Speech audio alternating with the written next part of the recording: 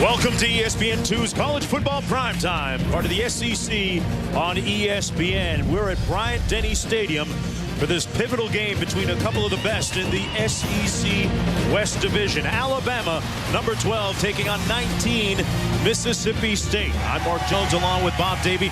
Bob, let's take a look at some of the headlines, starting with the Crimson Tide. Well, Mississippi State has quietly won 6 in a row by following a simple plan. Run the ball, don't turn it over, and don't put your defense in a bad situation. They might not be flashy to the average fan, but they are 7-2 and bowl eligible for only the second time in 10 years. For Alabama, they started the season #1 in the coaches poll. When they beat Florida on October 2nd, everyone in the country thought they were by far the best team in the country. Since then, they're 2-2. Mark, how do they react tonight with their goal of national title gone?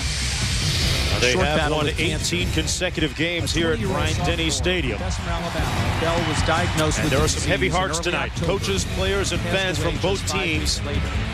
At this time, we ask that you join the SEC family as we honor the memory of Mississippi State's Nick Bell.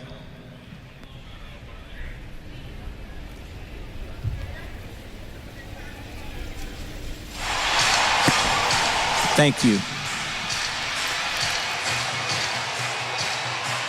Well, the commemorative gesture proving that the college football fraternity is a very close-knit one, and the relationships on the field and off the field transcend the sport itself. Nick Bell.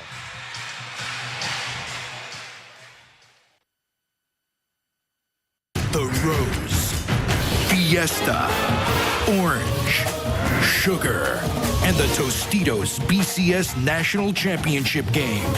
ESPN, the BCS lives here.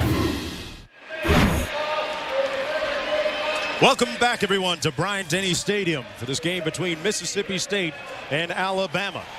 Crimson Tide winners last year against Mississippi State 31-3. Let's take a look first now at the SEC's East Division standings. Big game going on the family of networks right now between South Carolina and Florida. The winner, in all likelihood, advancing to the SEC title game. Meanwhile, Mississippi State, a great season at 3-2, 7-2 overall. Alabama, 4-2 in league play, 7-2 overall as well.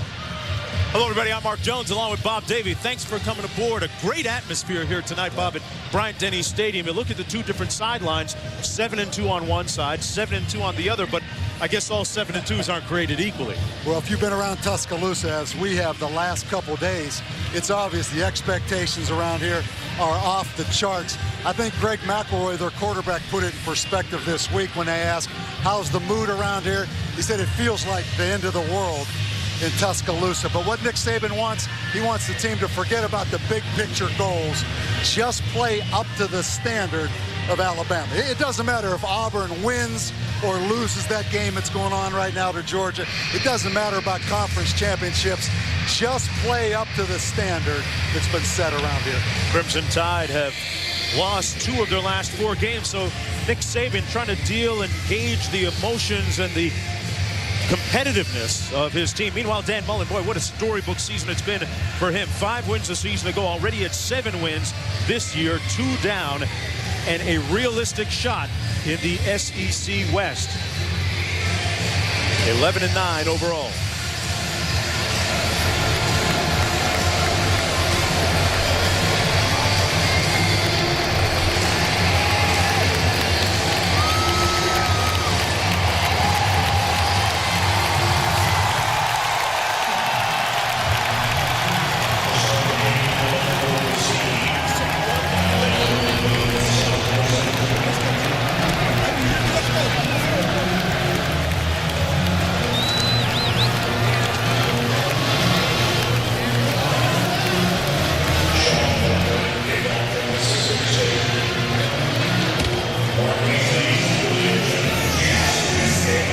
Mississippi State winning the toss, deferring to the second half. Alabama will receive the opening kickoff.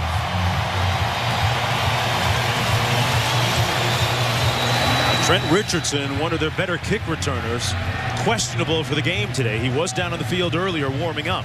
And he normally, Mark, is the kickoff return man. He is not back there, but Number 8, Julio Jones, and Marquise Mays. These are two explosive returners. Julio Jones competing with that broken hand. But such is the season for Alabama.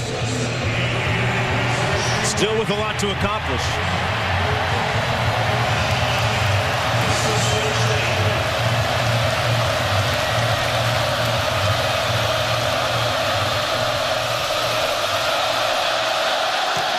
And we're underway. It'll be Mays at the 12. Marquise Mays brought down at about the 23-yard line. An 11-yard return on the kickoff. And that's where Greg McElroy, the 6'3" senior, will take the reins of this Alabama offense. He's completing about 69% of his passes on the season. 13 touchdown tosses versus just 4 interceptions. A senior out of South Lake Carroll, Texas. A storied program they have down there. First down and 10 for the Crimson Tide. They come in an empty formation to start the game off.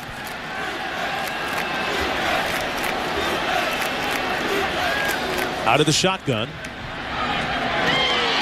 pass is caught to Julio Jones at the 30-yard line. Let's take a look at our impact player. It's brought to you by Liberty Mutual. Bob? Well, some weeks it's easier to identify the impact players. For Alabama, it's obvious. In the run game, last year's Heisman Trophy winner. In the pass game, Julio Jones. And Alabama right now, no huddle, which is a little bit different for them. Mark Ingram gets the first down at the 35. Bob, we talked all day yesterday about how nice it was to get back to a little more traditional football for Alabama. Well, and Nick Saban talked about how difficult it is to prepare for a no-huddle, up-tempo offense like Mississippi State. Give them a little dose of their own weapon right here. First down and 10.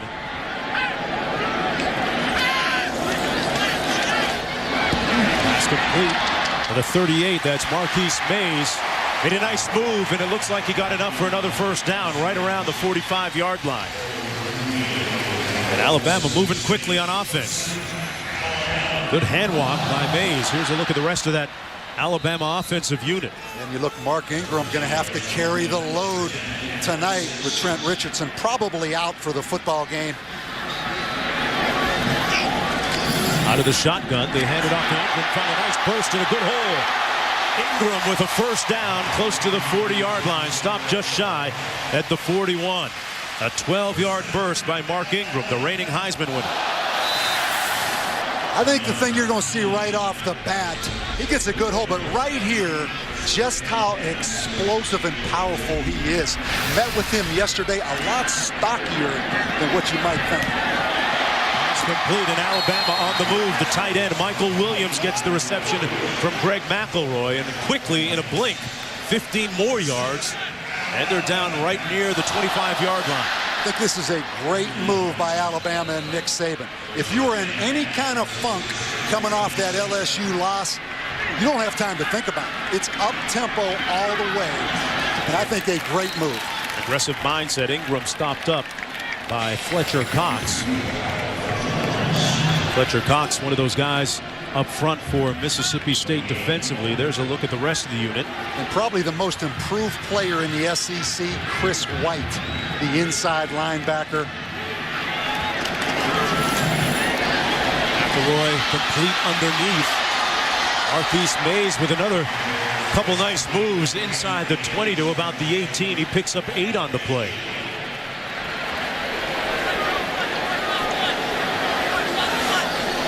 Greg McElroy, the perfect quarterback for this no-huddle attack with the experience he has. On 3rd and 2, Ingram keeps the legs moving, but nowhere to go. He's stoned short of that first down.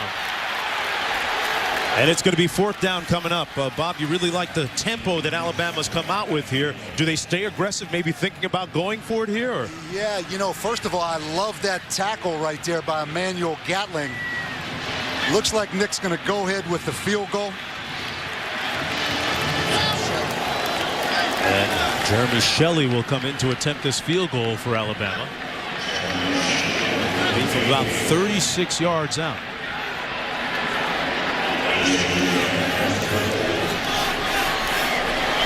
Shelley 8 of 11 on the season.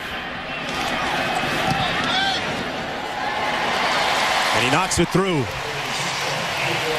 So Nick Saban comes out with a little change of pace to begin the game offensively. And the Crimson Tide take advantage, going up by a field goal when we come back. ESPN's College Football Primetime, brought to you by Fidelity Investments. Turn here.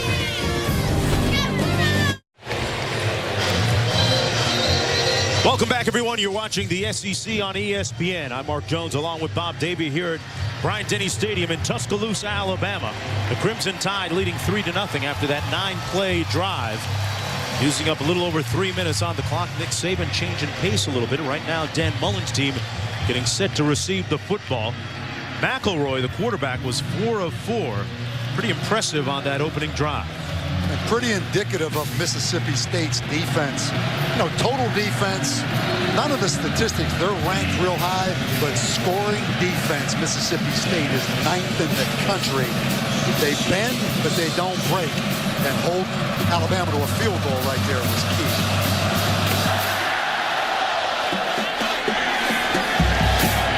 There's going to be Bumpus from the 5. Chad Bumpus. He's one of their big playmakers, but he's pushed out of bounds at the 18-yard line. That's what will be first down and 10 for Mississippi State's quarterback, Chris Rel. He's a 6'4", 240-pound junior. Big fella back there. He's completing 53% of his passes. Has just 7 touchdown passes on the season versus only 3 interceptions. All about running the football for Mississippi State. One thing to watch, they're going to go quick tempo tonight. The official stop play right there. But Mark, Alabama does a lot of things on defense. Nick Saban is a complex defensive coordinator. They were a little bit late getting lined up at times. They had some bust against LSU. Watch for Mississippi State to get up there and snap that ball quickly out of this no huddle. Ralph hands it off. They come right up the middle. Out to the 27-yard line. That's Vic Ballard with a nice gain. Let's take a look at the Liberty Mutual impact plays. We're going to do it quick because they're going to get up on that line of scrimmage quick. But Vic Ballard, he's a lot like this Mississippi State offense. Not flashy, not explosive, but physical. And Ralph keeps it himself. And that's what you're going to see right there. In the passing game, Chad Bumpus, look for him to touch the football tonight. On defense for Alabama, Dante Hightower, number 30. You see him right there. But expect a lot of this fast pace right now for Mississippi State. And Mullen trying to get his offense in gear.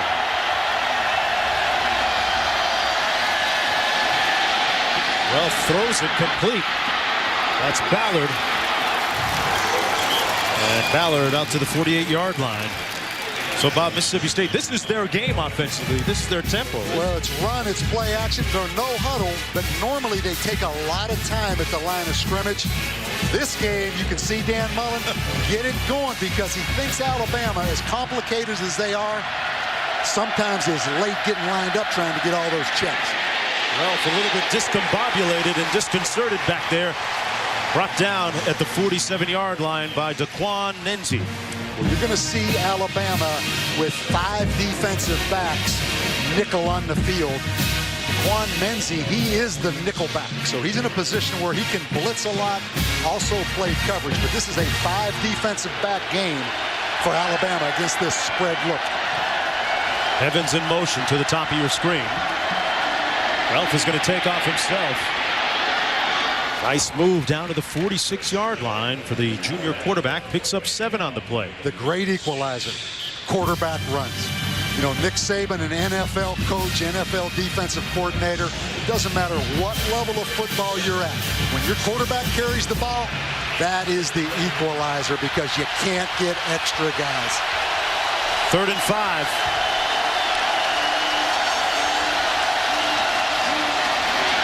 Ralph keeps it and gets the first down. Depending on the spot, but it looks like he's got enough for the first down. Ralph is the 2nd leading rusher on the team.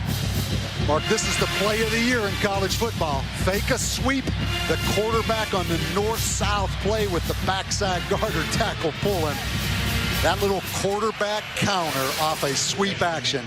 without a doubt, is in vogue across the country. I've seen it so much I could draw it up for you, okay? But Mississippi State, a lot of what you call gap blocking, blocking down with great angles, pulling backside linemen, creating seams. And when that quarterback's as big and strong as Ralph, that's a challenge for this Alabama defense. I mean, look at this kid. He looks like a linebacker. Looks a little winded already, too. Well, he carries the ball about 14 times a game. He throws the ball about 14 times a game. It is Vic Ballard and it is Ralph that are going to touch this football all night long for Mississippi State. They get the first down. They go with a couple of backs here. Elliott and Ballard beside the quarterback, Ralph. The handoff with not much room to go anywhere for Vic Ballard from Pascagoula High School. Former junior college player who probably was overlooked coming out of college, coming out of high school. Took the junior college route and he's made the most of his opportunity at Mississippi State. Coaches tell me Vic Ballard is quiet, doesn't say a word. Chris Ralph, the quarterback's the same way. So there's not going to be a lot of talking on that field for Mississippi State. Trying to talk with his arm out here. Ralph into traffic and picked off. Robert Lester with the interception. Well, there's the dilemma Dan Mullen has. He feels like he has a good matchup against Alabama's young secondary. But the problem is they are not very efficient throwing the football, and it's all about poor decisions in the pass game for Chris Ralph. And that time, he just laid one up. You can see Dan right there. Ralph has talent. He has ability. He makes poor decisions in the passing game. And for Lester on the other side, Bob, that's his 6th interception of the season. Alabama secondary coming up with a big play. First down and 10 coming back the other way now at their own 6-yard line. McElroy was perfect on that last drive, 4 for 4. Hands it off this time to Mark Ingram. And he's stopped up by Chris White, at linebacker number 50, who we'll be talking about a lot tonight for the Bulldogs defensively. I mentioned, I think the most improved player in the Southeastern Conference. They moved him from outside linebacker to the middle linebacker position. He's not only a good linebacker, he's a good blitzer. Manny Diaz brings him a lot on linebacker blitzes. 2nd and 9.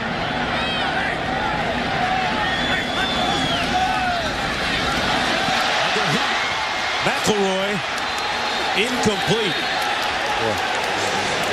And there's a flag on the play. Pernell McPhee with the pressure on McElroy. Well, the rule, if that's going to be intentional grounding in the end zone, that's a safety. Number 89, an eligible receiver in the area, was capable of taking the pass. There is no foul.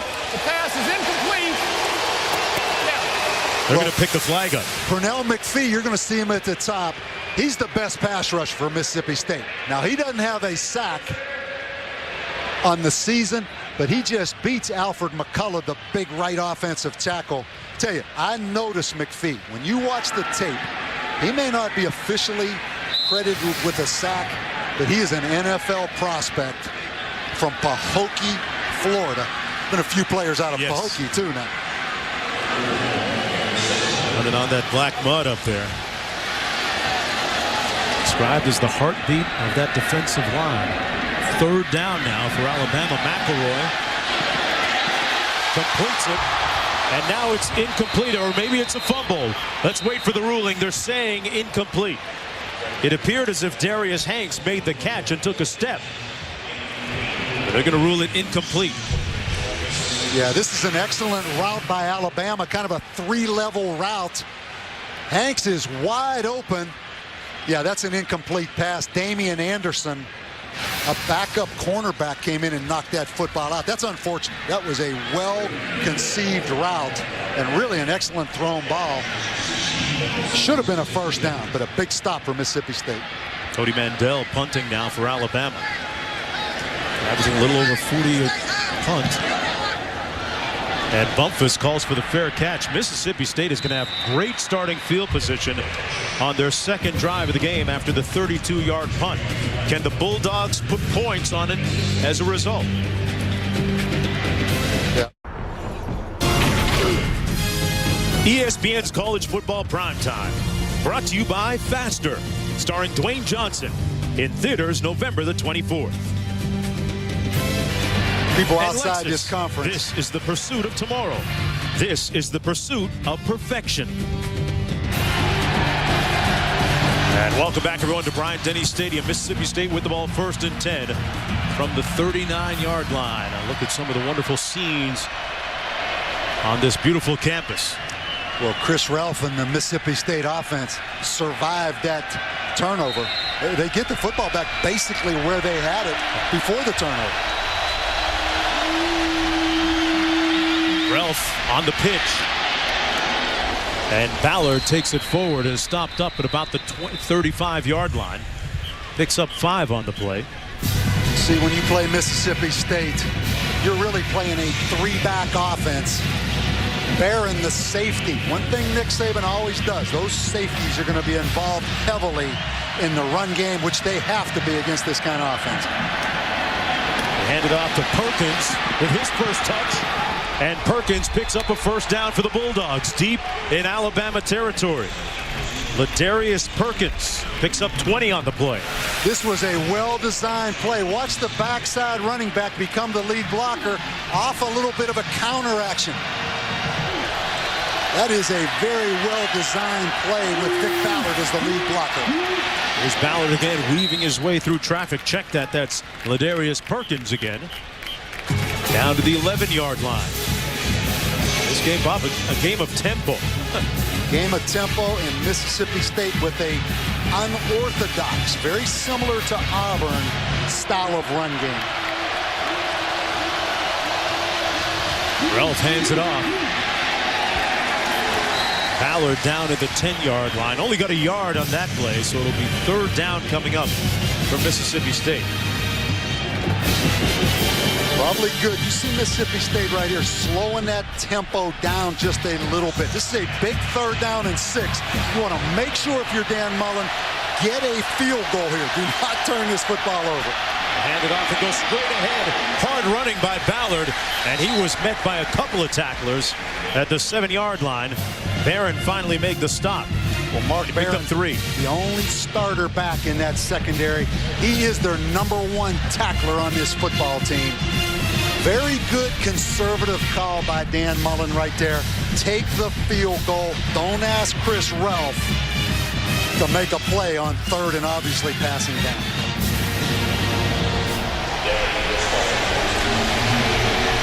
Now they're going to try a field goal. Derek DePasquale, this one from 24 yards out. He's 6 of 7 on the season. Make that 7 of 8, and we are knotted at 3 apiece. Well, both these teams today, and coaching staffs and fans, respectively, with heavy hearts. This stadium and beyond rife with pointed emotions. This was the scene pregame. Charles Mitchell. All about 3-6 tonight, baby. My boy Nick Bell, we're gonna hold it down, baby, tonight, baby. Gonna get shots from my boy Nick Bell, baby. I'm doing it for him. First one was Charles Mitchell, Nick Bell's roommate, and Marcel Darius, his best friend, Bob Davie. Bell passing away last Tuesday. Coming into the game, if you're Dan Mullen, the head coach of Mississippi State, there's no playbook to handle a situation like this. What do you do? Yeah, Nick, in fact, Dan talked to me, called me early this week for advice, and I gave him the same advice I'm giving myself right now. The only thing I care about right now is how Nick Bell's mother perceives how we handle it and how we honor Nick Bell. You know, those players lost a great teammate. Those coaches lost a great player. Mississippi State community lost a great young man. But that mother's loss is much, much greater. So how does Nick Bell's mom want us to handle it and show respect for him? And I'll finish what Dan Mullen did and what Nick Bell's mother did before this football game to tie this thing together. There's no exact blueprint for it all. Both teams paying their respects. Here's Mays on the kickoff return. And Marquise Mays stopped up at the 28-yard line. It'll be first down and 10 for Alabama, and this really sums it up. Nick was a son and a brother to a football family, and I know he'll continue to look over us from heaven. So what exactly did Coach Mullen do here? Nick's mother, I believe her name is Linda, sent a letter to Dan Mullen's wife. Dan read that letter to the football team of how Nick would have wanted that football team to carry on. Not only that, but Nick Bell's mom met the Mississippi State team tonight at the bus. She is here in this stadium to show how she wants this football team to persevere and carry on. So it's all about how that mother wants that son remembered, and this football team is going to carry on and play on in his honor tonight. He's a Mississippi State player that was from the state of Alabama. Bessemer just down Highway 59 and Interstate 20, not that far from here. Proves once again that the college football community is a very tight one. Alabama with the football. The second down and 9 coming up. It has been a wave of emotions for Mississippi State since last Tuesday. In the magnitude of that loss, just to finish it up. I mean, 3 weeks ago, he's a starting defensive end in the Southeastern Conference. There's Ingram into the boundary on the sweep. And Ingram is brought down just a little bit shy of the 35-yard line by Sean Ferguson. Picked up 4 on the play. Third down and 5. Mark Ingram now. You talk about a guy's commitment to football. This kid wins the Heisman Trophy last year. 1,600 yards. He has knee surgery on August 31st. He missed 2 games. All he's accomplished, all he has in his future with knee surgery, he's back out here playing at 100%. You have to love Mark Ingram's commitment to the University of Alabama. McElroy with a little bit of time. And they're going to whistle this play dead. And there's a flag down at the 33.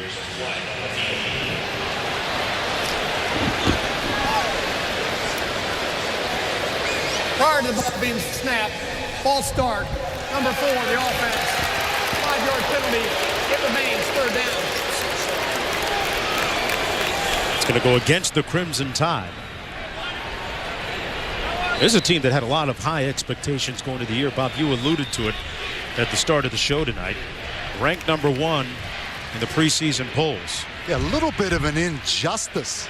And maybe that's not the right word to use, but when you have your quarterback back, when you have 2 running backs back, and you have Julio Jones back. But you know what? They lost 9 starters on defense. Their kicker, their punter, their kick return man. That'll do it. McElroy will do it too. The pass complete to Marquise Mays.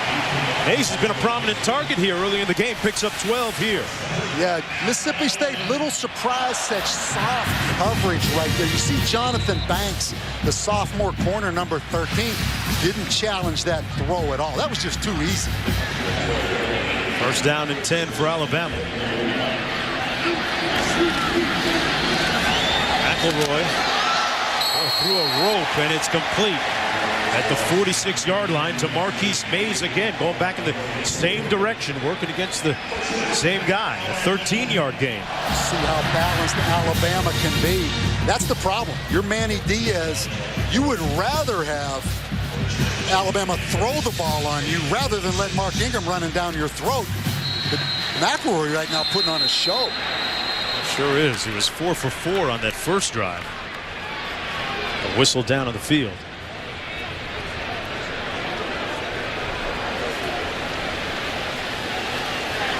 Now we got a flag down. The Mississippi State head coach is challenging the ruling on the field that the ball was caught inbounds. Dan Mullen was looking. They don't have that red flag like they have in the NFL, but he just threw the challenge. He had a great view of it. I think he's going to lose that challenge, though. That left foot was down. There's Dan right there. That's a bit of wishful thinking, I think. Watch the left foot. I think it was down. Yeah. The left foot padded before the right foot.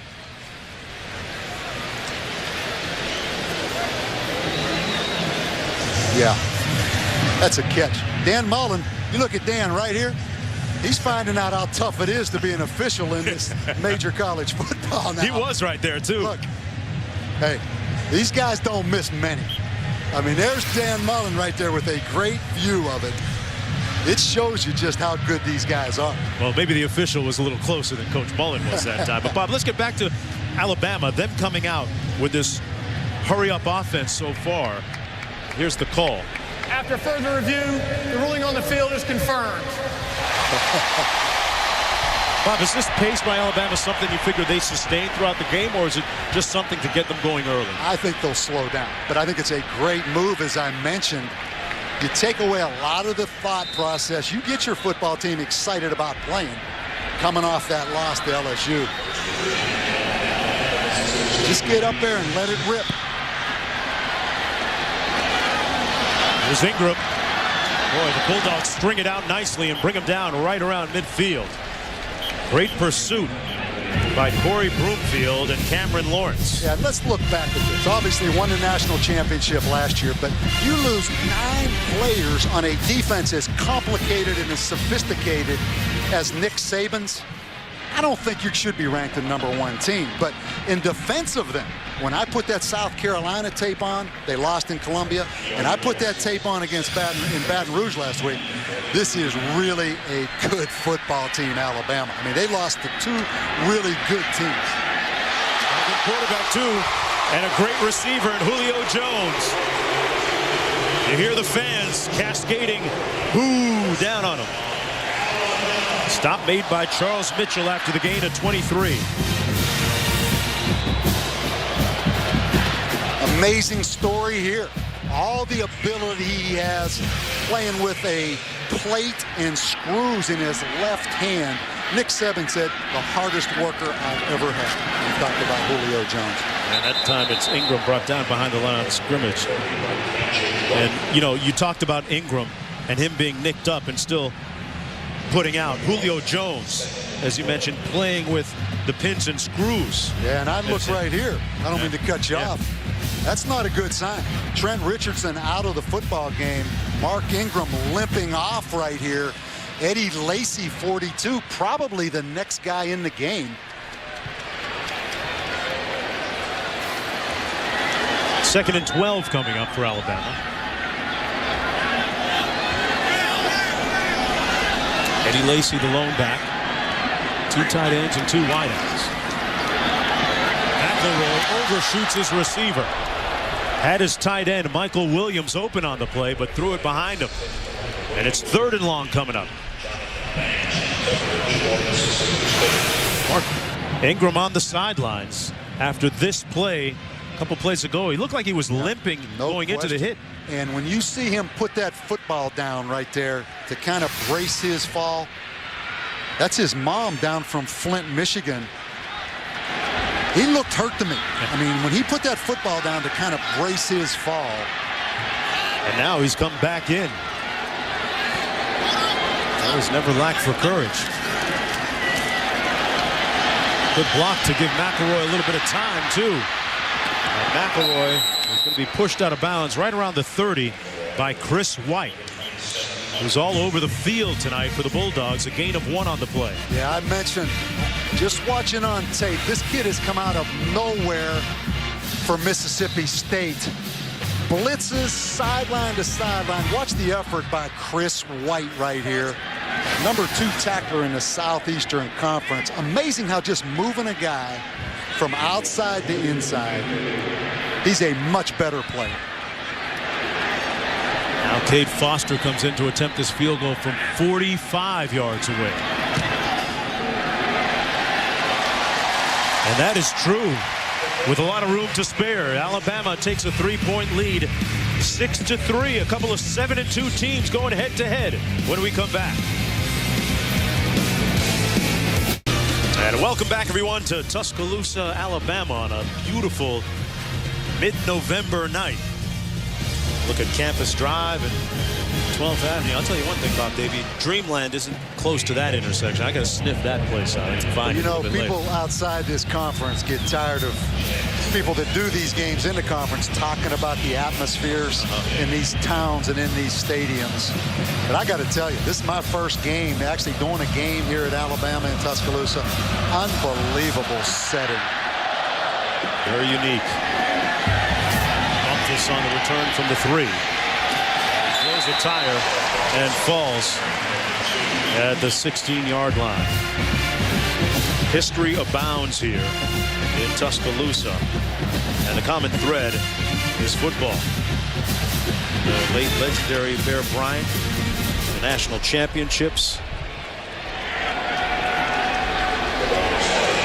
You find houndstooth everywhere, even on the uniforms that the players wear.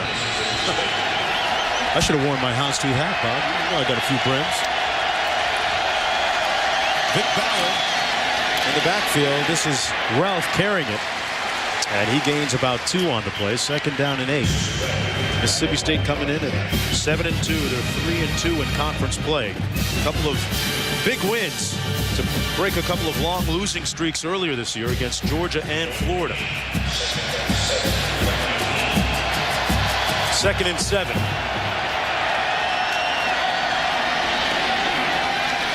And Ballard gets the call. Gains a couple more, maybe 3 on the play. 3rd and about 5 coming up. Well, Mississippi State, just talking to Dan Mullen, their advantage all year has been their offensive line. They don't feel like they have an advantage over this over this Alabama defensive line. And that's the end of the first quarter of play. It's the type of game that's being decided perhaps in the trenches. Talk about the lines. 6 a.m. tip at Monmouth. Yeah, I'm trying to figure out those pregame meals, what time they're having those pregame meals. Interesting call right here from Mississippi State. Don't be surprised if they don't run this football on 3rd down and 4th. Ralph, little bootleg, breaks 1 tackle and completes it at the 23-yard line to Arcito Clark. And they pick up with the 1st down. Good play by Ralph. Yeah, Dan Mullen talked about what they're going to do. They're going to scheme Alabama in the run game. In other words, depending on what Alabama lines up in, they're going to run different plays. But in the pass game, they don't care what Alabama's in. They're only going to throw what Chris Ralph is comfortable throwing. Perkins in the backfield beside Ralph. And he gets the handoff right at the line of scrimmage where he's brought down. Let's check in with Wendy for the first time in the studio. Mark, thank you very much. It's a Taco Bell studio update. And believe it or not, Oregon has yet to score in this game. But Cal has 4-0 at home so far, and they lead thanks to Shane Vereen, 7-0 over the Oregon Ducks. Okay, Wendy back here. Ralph completes it. Out to the 40-yard line, Chris Smith with the gain of about 7 on the play. Mark Jones along with Bob Davie. And here's what's happening now from Bryant-Denny Stadium. Mississippi State riding a hot 6-game winning streak coming off a bye week. We'll talk a little bit later on Davy Jones-Locker, who has the Heisman vote. And speaking of bye weeks, how much does it help or how much doesn't it help? We'll talk about that as Ralph keeps it himself. There's a flag down on the play. Luther Davis making a stop on the play, but there's a flag down at the 41-yard line.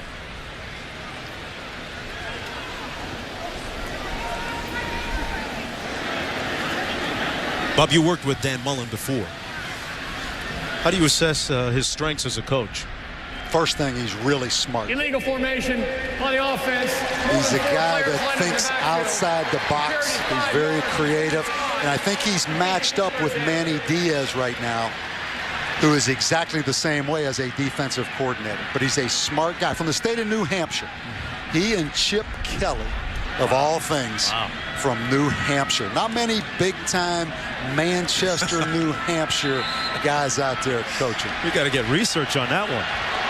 I'll tell you, that was a tough call right there because Chris Ralph right now, always a threat to run the football out of empty. Look for Alabama to keep a bunch of guys in that box to keep him from running. Here they come. Little movement on the left side of that offensive line. Gabe Jackson, number 61, Came out of his stance a little bit early. Yeah, this is not Mississippi State's strength. Prior to the snap, false start, offense number 61. You're talking about 3rd and long deals? No question. That's why that penalty was so big, because they had it in a 3rd and potential run situation. I think this will be a conservative call. They've not turned the ball over on offense in the last 4 games. 3rd and 12. That's a They're going to get a free one here. No, they blew the whistle. Oh, the whistle. That was Marcel Darius at the top of the screen that came over the line of scrimmage, so they give the yardage back. Somebody's getting a little laugh out of that right there.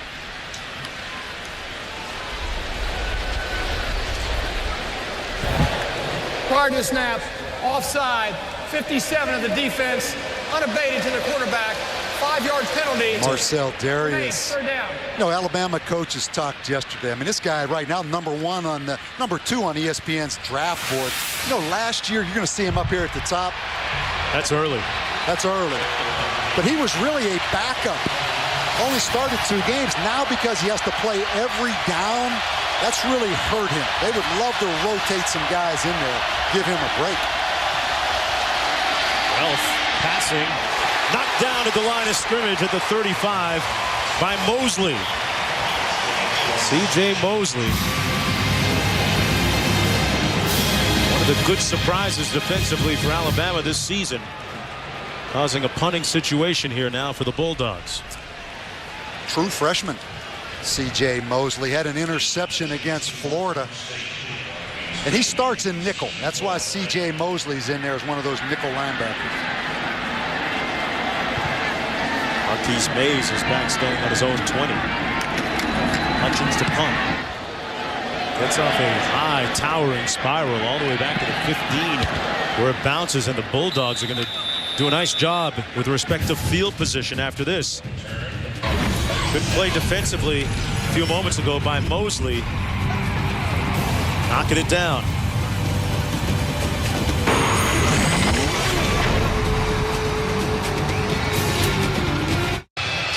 Welcome back, everyone, to Bryant-Denny Stadium. I'm Mark Jones along with Bob Davie. It's the SEC on ESPN.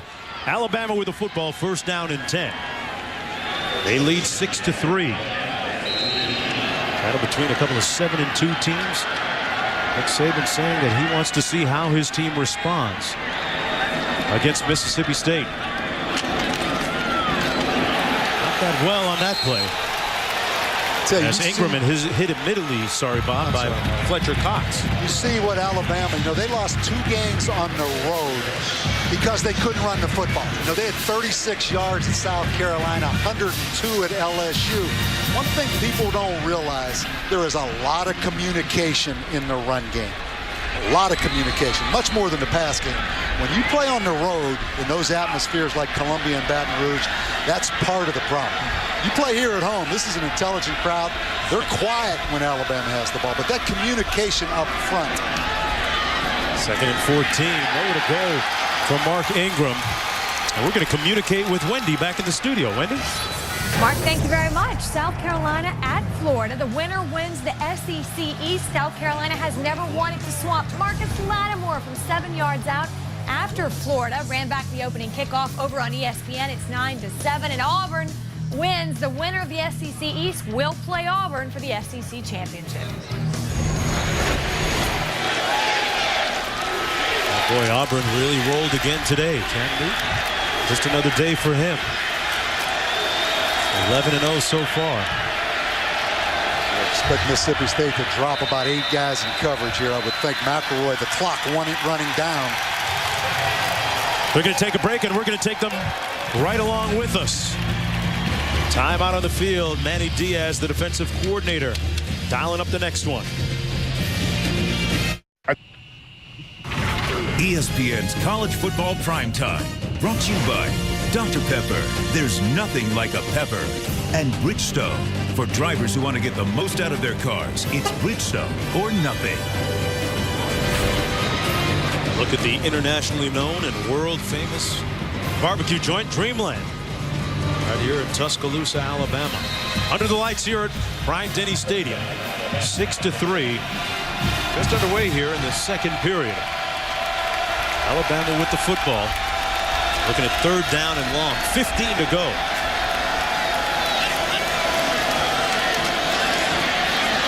McElroy overthrows his receiver at midfield, number 82, Earl Alexander.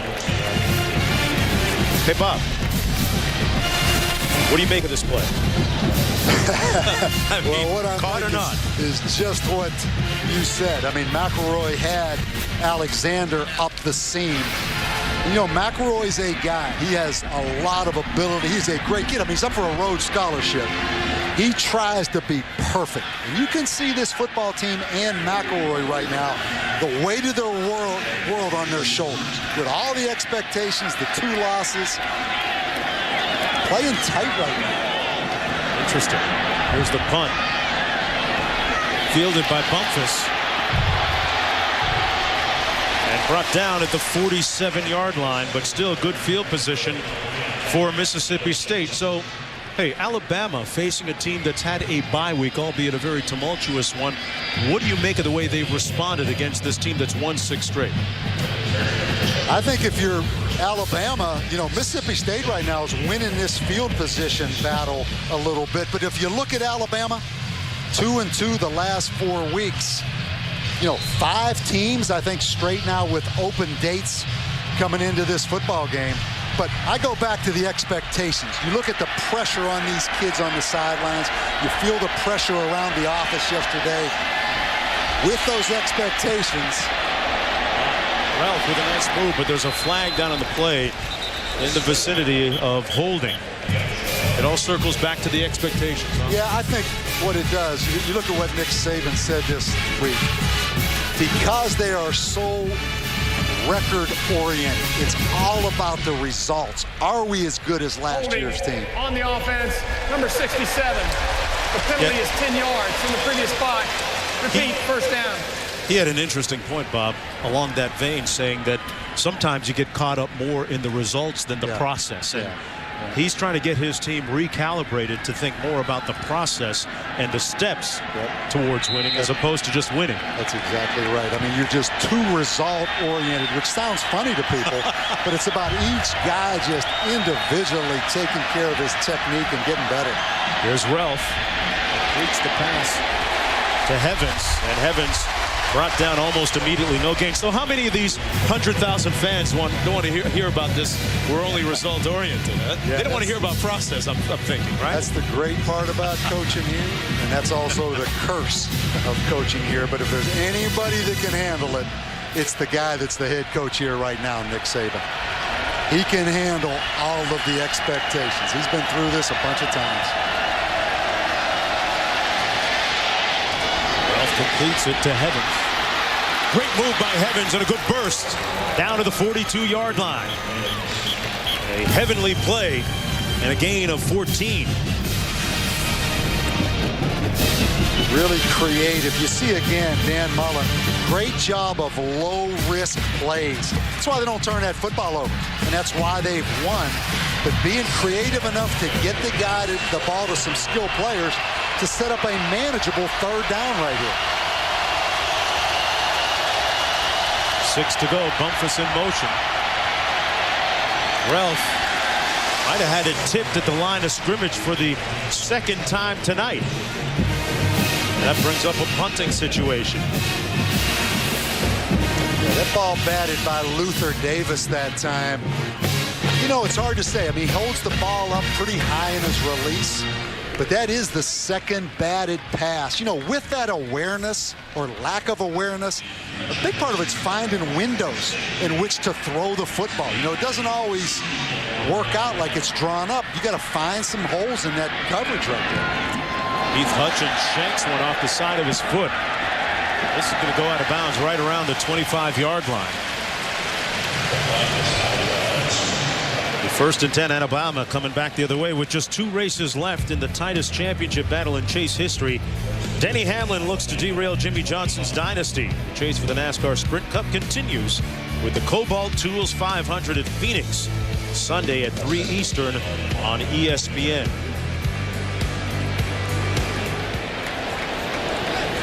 So how did Coach Mullen deal with punters when you were with him, Bob? He's chewing on them pretty good.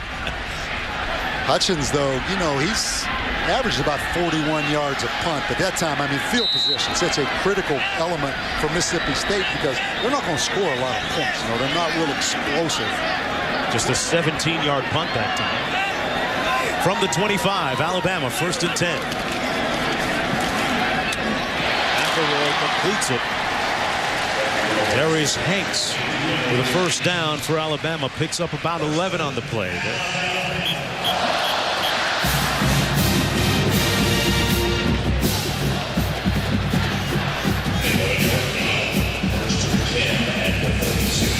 Talk about what the Battle of Highway 82. About 84 miles, I think it is, that separates these two teams. Yeah. I mean, Mississippi State, they stayed in the hotel last night that they stay for home games. They treated it just like a home game. So nowhere to go this time for Mark Ingram. About an hour-and-a-half drive. And I promise you this. It's a much bigger game for Mississippi State's players coming in here at Alabama than it is for Alabama's players. That doesn't mean Alabama's not ready to play this game, but anytime you're the big target, that's another part. Because you know what? You come into a great stadium like this, it motivates that visitor too now. Hey, Bob, that Mississippi State band, they must feel like they're in Starkville still where their seats are up there. 2nd and 11.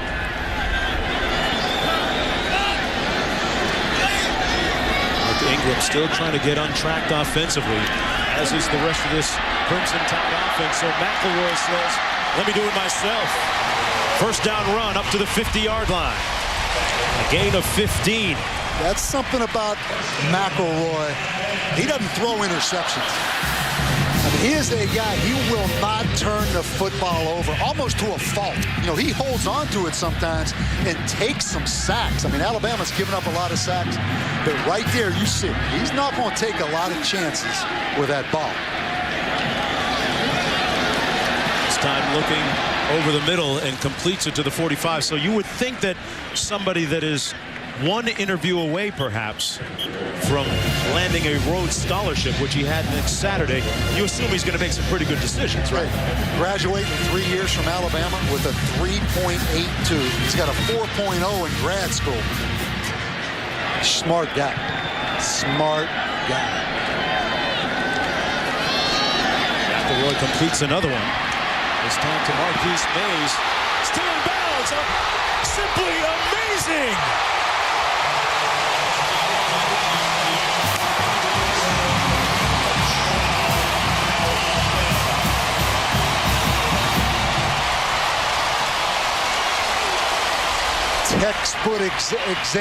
Textbook example, Corey Broomfield of not wrapping your arms on Marquise Mays. Incredible run after the catch by Mays for his 2nd touchdown of the season. Great effort by Mays, but very poor tackling by Corey Broomfield, the corner. For McElroy, that was his 14th touchdown pass of the season. And it was some moving and shaking by Marquise Mays for the score.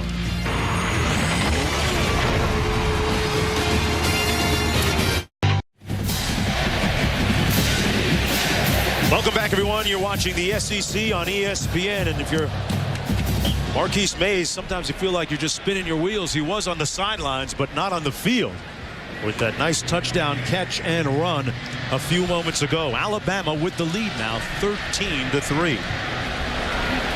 Mays with 5 catches already tonight for 86 yards with that touchdown. Alabama throwing the football. You know, 15 passes, 13 runs. I think the reason Mississippi State's such a blitzing defense, sometimes it's a lot easier to figure it out if you just worry about the back end. Tough to run the ball against all those different blitzes by Mississippi State. Here's Perkins. Does a nice job of staying on his feet and brought down to the 25, but there's also a flag down on the field.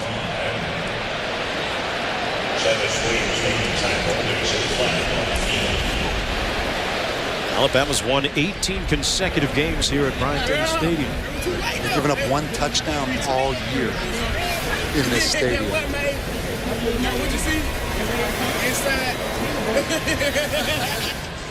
During the return, holding number 51, the kick receiving team. The penalty is 10 yards. He was part of the foul. First down. Bob, what happened on the sideline? I've seen this happen all through my coaching career. When we freeze this, watch right here. Broomfield thinks he is close enough to the sideline that all he has to do, Mark, is knock him out of bounds so he never wraps his arm. Look how close he's going to be to the sideline. What you think about is I'm going to knock him out. He doesn't wrap his arms and gives up the touchdown. It cost them. Vic Ballard, meanwhile, on the run for Mississippi State, gets about 5 running between the tackles. And here's just what happens, Mark. He splits them, cuts it back inside, and scores the touchdown. You think your sideline's the friend on defense, but you still have to tackle. Don't count on just knocking him out of bounds. They lined up Chad Bumpus out of the Wildcat that time, and Vic Ballard gets the carry for a couple of yards. Let's go back to Wendy in the studio. Mark, thank you very much. A look at what's going on around our family of networks. On ABC, even Matt Brown not immune to the dreaded down season. Oklahoma State and Texas. And on ESPN, the SEC on the line with South Carolina and Florida. All right, Wendy, back here. 3rd and 2. Wells keeps it himself and gets enough for the first down. About 3 yards at the 23-yard line.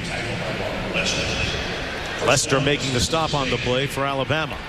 The NCAA play of the year. I call it the quarterback route. Fake the sweep. Quarterback follows the guard or tackle up into that hole. The play of the year in college football. And the next time Alabama sees it, it'll be about a 250-pound quarterback running that when Auburn comes in here. It might look a little different.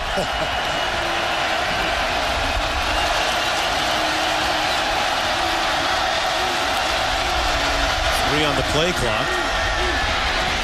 Ralph with a nice game. Got about 4 on the play. I tell you, what has football come to? Huh? Just snap it to the quarterback, and the quarterback takes off and runs. You have to love it. I mean, it's low-risk football. You put a big athlete at quarterback. It is literally just like it was, I don't know how many years ago. That's what it's become.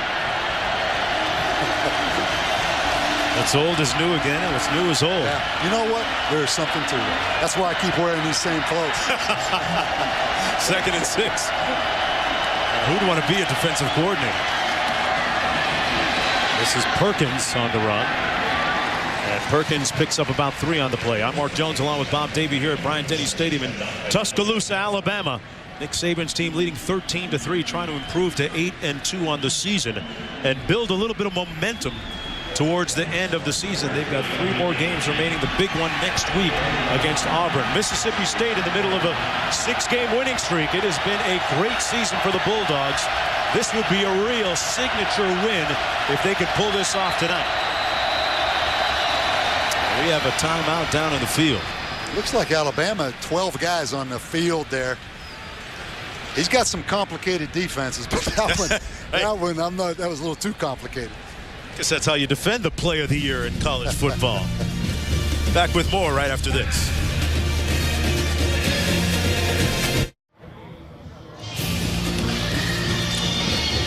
Tuscaloosa, Alabama, Bryant-Denny Stadium, aglow at night here on a beautiful mid-November evening. They always remember November, Bob. That's what you tell me, right? They remember what happens at this time of the year in college football. And if Mississippi State could pull off a victory here at Bryant-Denny Stadium and snap Alabama's 18-game home winning streak, it would just already add to a glowing resume that they've mastered and put together so far this year. 3rd and 3.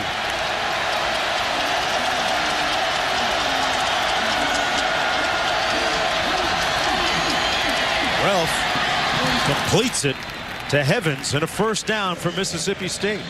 A pickup of 7 on the play. And that goes back, Mark, again. Dan Mullen made a great point. Just do what Chris Ralph can do. He doesn't care what defense they're in as far as coverage. Sprint out, one receiver route. Great job of picking up some key third downs right here. Brandon Evans again, third down conversion.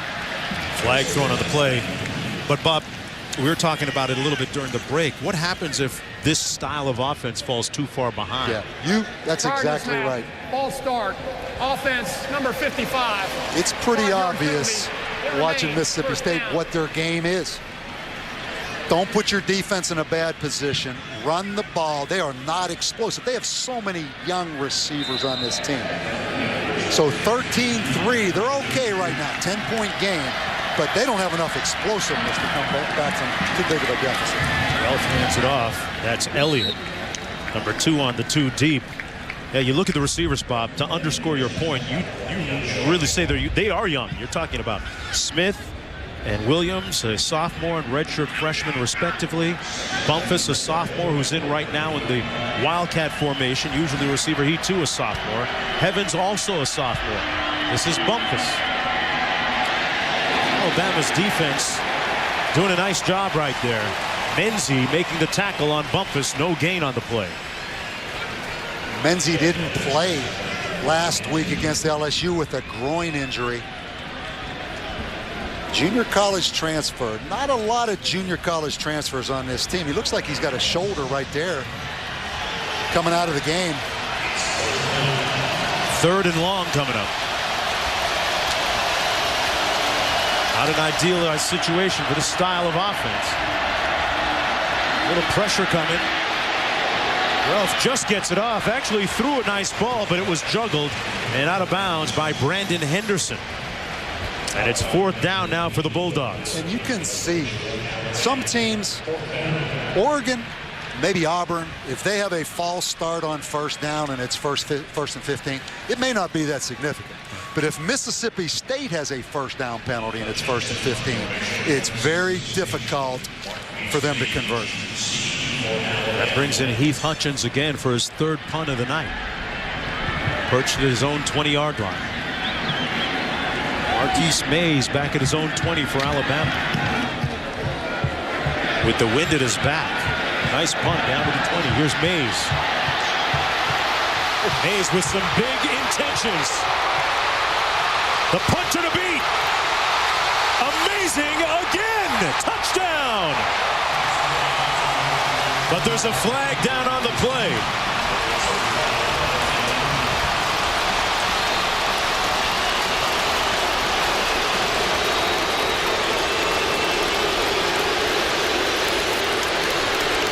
An 81-yard punt return for a touchdown.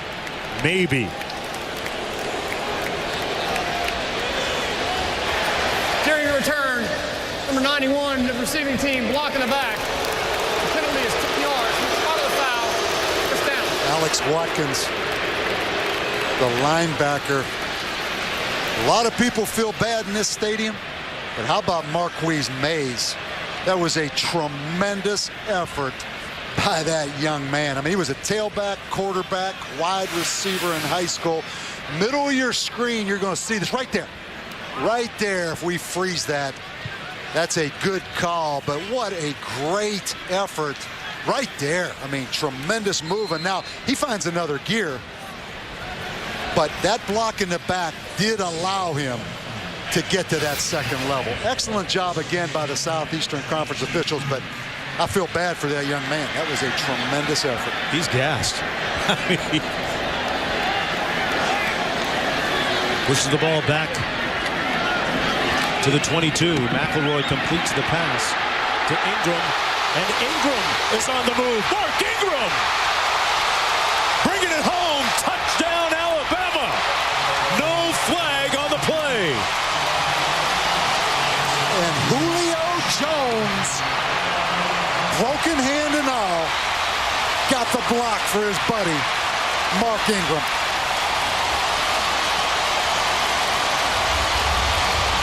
Mom says, thanks, Julio. Watch this.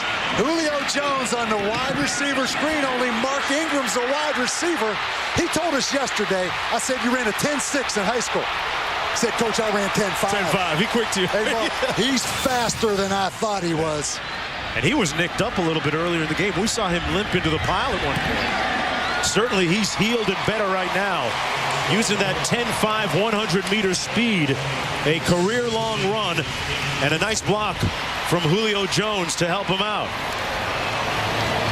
Got to respect guys that do what they're expected to do and do the extra. And Julio Jones, with screws in his hand, plate in his hand, he blocks. And number 22 is Manny Diaz's worst nightmare as a defensive coordinator.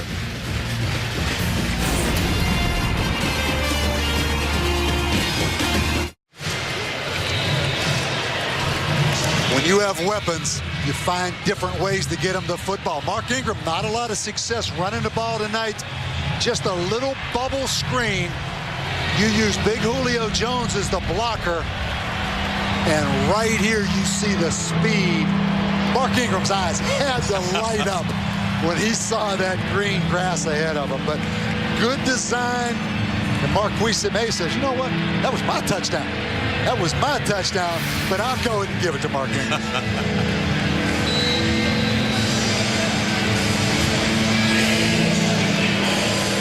Well, Bob, right now you'd have to say that after that big play, the pall that has been here because of the quote-unquote disappointing season 7-2 has been lifted a little bit. Perkins on the return from the 3. Brought down at the 23. Let's go back to Wendy in the studio. Mark, thank you. Coming up on the Outback Steakhouse halftime report, despite the distractions, Cam Newton has done it again. Florida and South Carolina battle it out for the SEC East title. And what? Oregon fails to score in the first quarter. We'll have highlights from Oregon and Cal. What's a duck to do? Mark, back to you. You know, I must have audio problems because I thought Wendy said Oregon didn't score in the first quarter. That's why they play 4 quarters, right? Ralph keeps himself on the option and is brought down at the 26-yard line by Marcel Darius. Bob, about 2 minutes to go now. 2 minutes to go in the first half. Your thoughts on Nick Saban thought that his team was still trying to carve an identity for itself. What have they said about themselves so far? I think some big plays. A little surprised at Mississippi State not tackling as well as I thought they would defensively, because Mississippi State comes in 9th in the country in scoring defense. Alabama's breaking out. They're going to start having some fun right now. But big plays, I think, by Alabama have been a difference in this game. Handoff by Ralph to Perkins again. A 5-yard gain on the play, and Alabama, remember, started off with that hurry-up offense. Might have caught Mississippi State by surprise a little bit. But then you felt that Mississippi State kind of had Alabama right where you wanted them a little bit ago, and then a couple big plays later, you know, that 20-3 deficit is significant, particularly, as we mentioned, because of the style of play of Mississippi State. And it looks like Dan Mullen right now just wants to settle this football team down. No more damage inflicted. Perkins on that last carry, and here's Perkins again, brought down after a gain of about 3 on the play. What about Mississippi State, Bob? We talked about them potentially falling behind by a lot. How do they come back now? 20-3 could sound or feel like more than 20-3 for this style of offense, right? I mean, you see the hesitation Dan Mullen has right here, Mark, at the end of the first half. You know, you would think Mississippi State with 2 timeouts would be throwing that football all over the field. 3rd and 1. They hand it off, and some tough sledding. It's going to be close. Ballard battled, and depending on the spot, it looks like they gave him a very favorable spot. And by the approximation of our line there, enough, apparently, for the first down with 21 seconds to go here in the first half. We mentioned Mississippi State has followed a simple plan to be 7-2, but all of a sudden that plan's going to have to change, Mark. Down 20-3. Ralph, part of the plan, thought about throwing but didn't have enough time. Sacked back at the 39.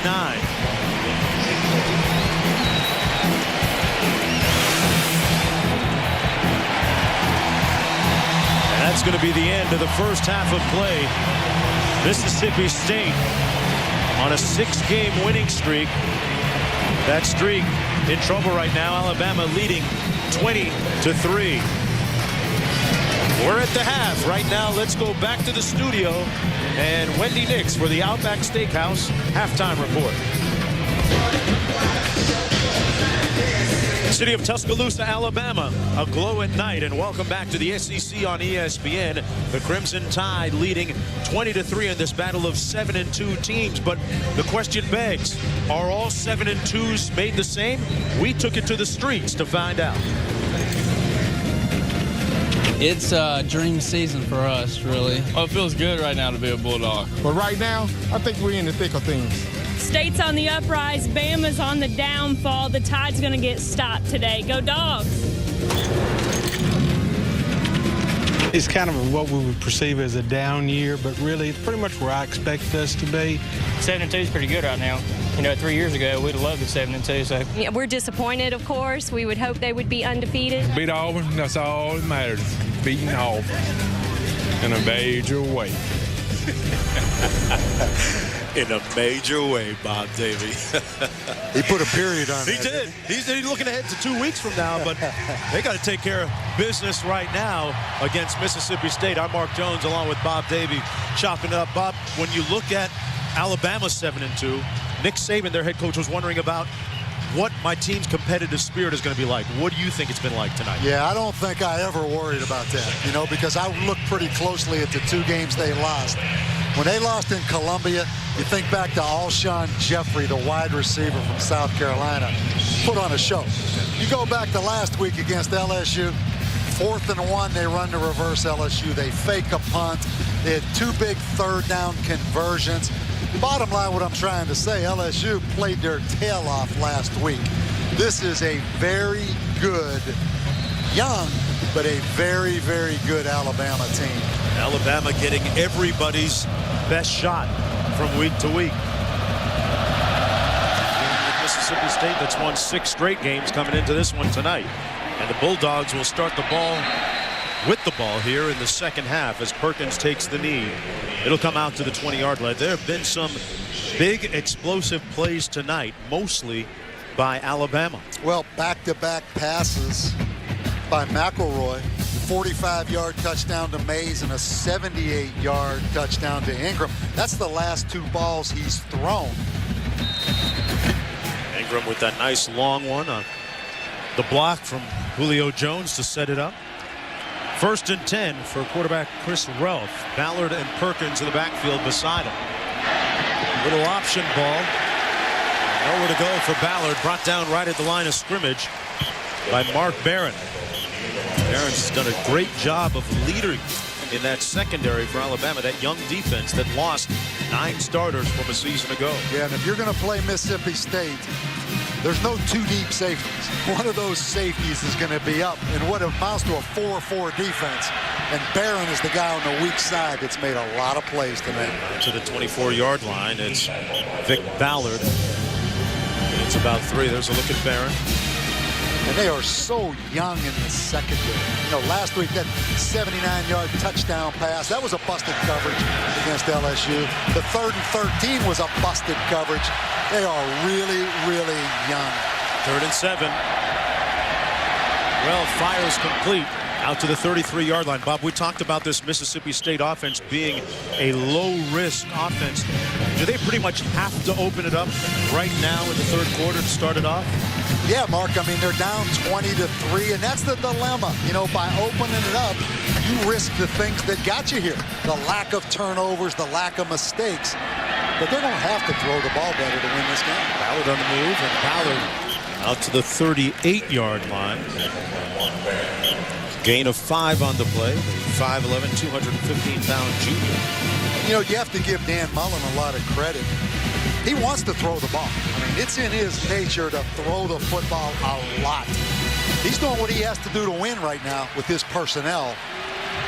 Only his 2nd year at the helm at Mississippi State. The handoff to Ballard again. Last year, this Mississippi State team won 5 games. This year, they've already won 7. Yeah, a lot of great second-year coaches. His buddy Chip Kelly, also from Manchester, New Hampshire, but there's some other guys as well. You look at Gene Chizik, that may be the second-year coach of the year right now. Then Brady Hoke, San Diego State, they're giving TCU all they want. Doug Marrone at Syracuse. Now, athletic directors are going to want a 2-year plan instead of a 5-year plan. No, you know what they want to do? They want to go to New Hampshire. Oh, We're going to raid New Hampshire now for the great coaching prospects in this country. 1st and 10. They'll go to the cradle. Here's Ralph under duress and sacked. Back at the 38-yard line. Good heat coming from the backside for number 41, Courtney Upshaw. Courtney Upshaw, really an outside linebacker in Alabama's 3-4 scheme. So much nickel tonight. He's really playing as a defensive end this entire football game. That's why outside linebackers getting ready for the NFL, they're hard to find because it's all nickel now in college football with all these spread offenses. There's the handoff again out to the 41-yard line. Vic Ballard. It'll be 3rd and long coming up from Mississippi State on this, the first possession of the second half for the Bulldogs, trying to keep that 6-game winning streak alive. And Mullen's team already with significant wins this year against Georgia and Florida, longtime foes that they had long losing streaks against.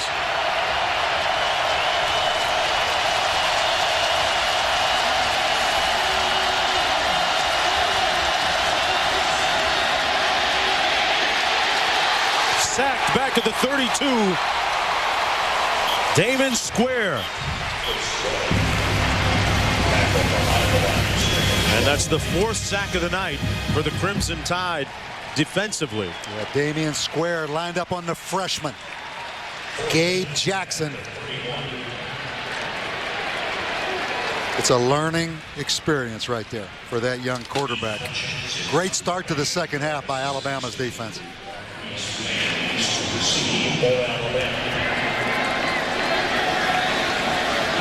Well, there are Alabama Crimson Tide football fans domestically and all over the world. If you travel enough, you'll find some Crimson Tide gear in a lot of different places. There's Mays on the punt return.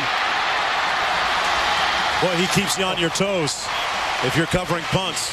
Out to the 44-yard line. A 47-yard punt and 23 yards on the return. And folks, we're pleased to be watched by the brave men and women of the armed forces currently overseas. There's the scene from Bagram, Afghanistan. Task Force Sabre 401 first. And they know their Alabama football. They got their gear on. That's great. That is great. Those guys sitting there watching Saturday night football. That guy's locked in right there. Got his Alabama broadcast probably going in his ear. Isn't that great, though? Sitting in Afghanistan, watching Julio Jones. Julio Jones take it to the house. Touchdown.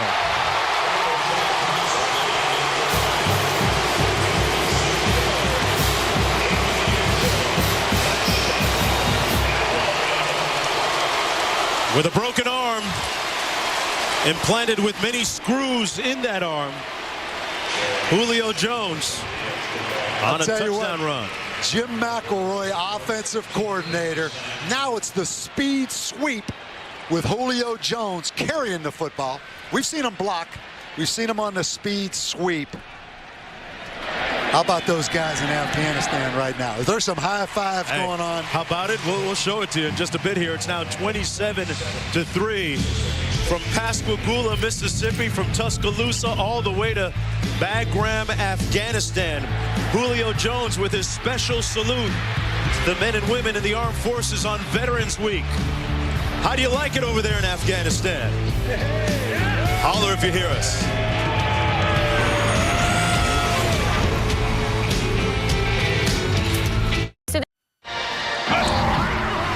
Let's take a look at our drive recap brought to you by Chick-fil-A. And it was a pretty short, impressive drive. Julio Jones with his first rushing touchdown this season and of his career. But Alabama last 3 plays on offense, 56, 78, and 45 yards. Julio Jones, Alabama, an unbalanced line. Everybody over here just handed off on the speed sweep. Missed tackle again by Broomfield right there. What you notice about Alabama, those guys that touch the ball are really, really fast. Ingram, Mays, Jones. And Trent Richardson not playing. And you talk about Julio Jones and Ingram, they're big and physical. He's going to bring it out of the end zone. He could have taken a knee. Michael Carr, maybe thought because he fumbled it. I'm not sure what he was thinking there. Yeah, Mark, they're rattled. I mean, this is a rattled football team. Poor communication right there. Just stay in the end zone. Boy, they're going to start off at their own 7-yard line now, down 27-3. And Dan Mullen, the head coach of Mississippi State, letting Mitchell know exactly what the deal is. Michael Carr, I believe, just a true freshman back there. Highly recruited guy, but this is a whole different deal right here. Now the defense is really pinning its ears back, but Mississippi State running out to the 17-yard line.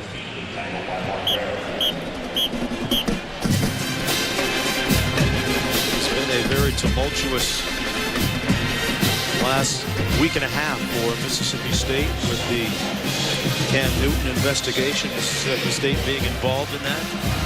The Auburn quarterback. The death of Nick Bell because of cancer. We chronicled that a little bit earlier. Here's Ballard on the run. Well, this Mississippi State team, it's all been built on the premise of scoring defense. 17 points a game is all they give up. But when you've given up a 56, 78, 45-yard score on your last 3 plays, you have no chance. And they've had poor tackling, but also the explosiveness of Alabama's skill guys. There's Ballard now in the Wildcat. Going to take a direct snap. It's a little counter step. Nice move. Going to be short of the first down by about 3 yards. It'll be 2nd and 3 coming up. You know, not a whole lot different than playing a wishbone team. It really is. You know, a lot of these concepts in this run game, and just like with a wishbone team, when you fall behind, you have nowhere to go. I mean, you're in Wildcat now with your running back and quarterback. Keeps it again. Actually hands it off this time. Coming around the end, that's Michael Carr. Michael Carr, very highly recruited guy out of Mississippi. And that's something Dan Mullen has done a great job of. I mean, he wants to stay within a 5-hour radius of that campus. And there's a lot of players in Mississippi. 3rd and 1 coming up for the Bulldogs. Lining up out of the shotgun. Handoff. Boy, it's going to be close. Ballard falling forward. Let's look at the spot. Hey, Bob, with the Wildcat, some of the gimmickry now in offensive football and college football, Nick Saban had an interesting take on how it affects player development for the next level. Yeah, we got a little bit of the recruiting pitch, too, that he uses when he's recruiting against somebody that's recruiting for the Wildcat. Because he brings up a great point. I mean, he has a lot of NFL ties. What NFL people say, there's a lack of player development right now in college football, preparing them for the pros. In terms of convention? Well, because there's so many Wildcat kind of teams that obviously the quarterbacks development, but not only that, the receivers, the offensive linemen to a degree, but also on defense. Because you're playing against Wildcat stuff every week. You're not really rushing the passer like you used to. You know, so he brings up a very good point. It's not like when Hugh Green was playing college football back in Pitt back in the day. We had a chance to meet him, one of your old players at Pittsburgh. Visited with us in the booth before. Looks good still. Yeah, he's down there on that sideline somewhere watching this football game. But here, Mississippi State punting this football right here, giving it back to Alabama. 6th punt of the night. Hutchins with a low line drive. Mays calls for the fair catch, which is probably very good news for Mississippi State. He has been lethal on punt returns. Oh, we're going to take a short break. When we come back, we've got Davy Jones-Locker on the other side. Talk a little bit of Cam Newton and the Heisman. Stick around. We'll be back. ESPN's College Football Primetime, brought to you by Castrol GTX with superior protection against harmful deposit buildup, and Burger King, who remind you to have it your way. Welcome back, everyone, to the SEC on ESPN, and a look at one of the most coveted trophies in all of collegiate sports, the Heisman Trophy. And a guy that was in the conversation back in the day, we alluded to him a few moments ago, Hugh Green. What did the cover of that Sports Illustrated say? Was it biggest cat or something like that? And still have that one back at home. This guy, you know, I was fortunate in 1977. I was a graduate assistant for Jackie Sherrill at Pittsburgh. Jimmy Johnson was the defensive coordinator. Mark, I had him up here in the box in the booth. He revolutionized, in my mind, how defensive players take on blockers. And there's a defensive interception by Chris White, and Mississippi State gets the ball right back. And here's a guy I mentioned. He hurt himself on this. Most improved guy in the Southeastern Conference is Chris White. You don't see McIntyre throw many of these. Yeah, Mark, he hurt himself right there. Well, he gave it up for the team. But I'm going to tell you, I showed you when he was up here, you know, about how guys take on blocks prior to Hugh Green when he played. Mark, you're the blocker. If you come at me, up until Hugh Green played, most guys threw shivers. Okay. Hugh Green was the first guy, as you come at me, to use his helmet and to use his hands taking on blocks. It was all about leverage with Hugh Green. He's revolutionized defensive football in college football for me. And I was surprised, Bob. You said that he played at like 220 pounds back in the day. To have that kind of strength and explosive. But what he did, because he could get underneath, he lined up over the offensive tackle most of the time, a 320-pound guy. And that offensive tackle came out to block him. He got underneath him, and he just butted him. Wow. And it was incredible. Now everybody plays with hat and hands. But he was one of the first guys taught to him by Jackie Sherrill and Jimmy Johnson. But he had that natural ability to just explode and use his leverage.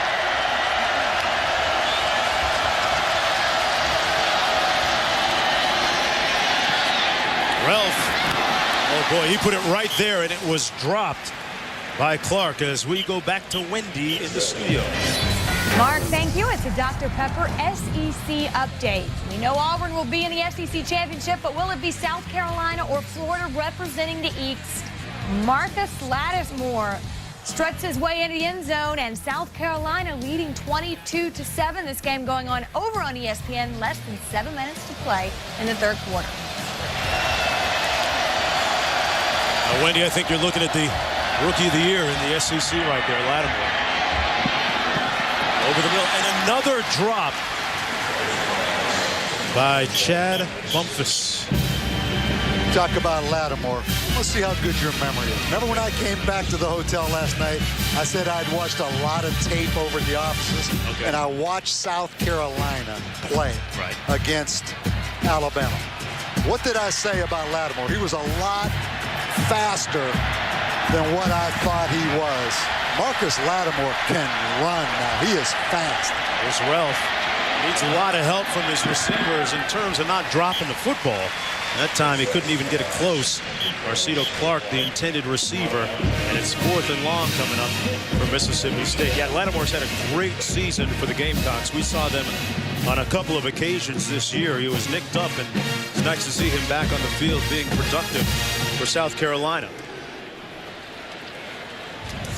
There's a lot of talent in the SEC. That's not the first time anyone's ever said that. And when you look at the front runner for the Heisman this year, he plays in this conference with Auburn. Cam Newton doing an outstanding job once again today, leading his team to victory. And the punt goes into the end zone on a 46-yarder. Well,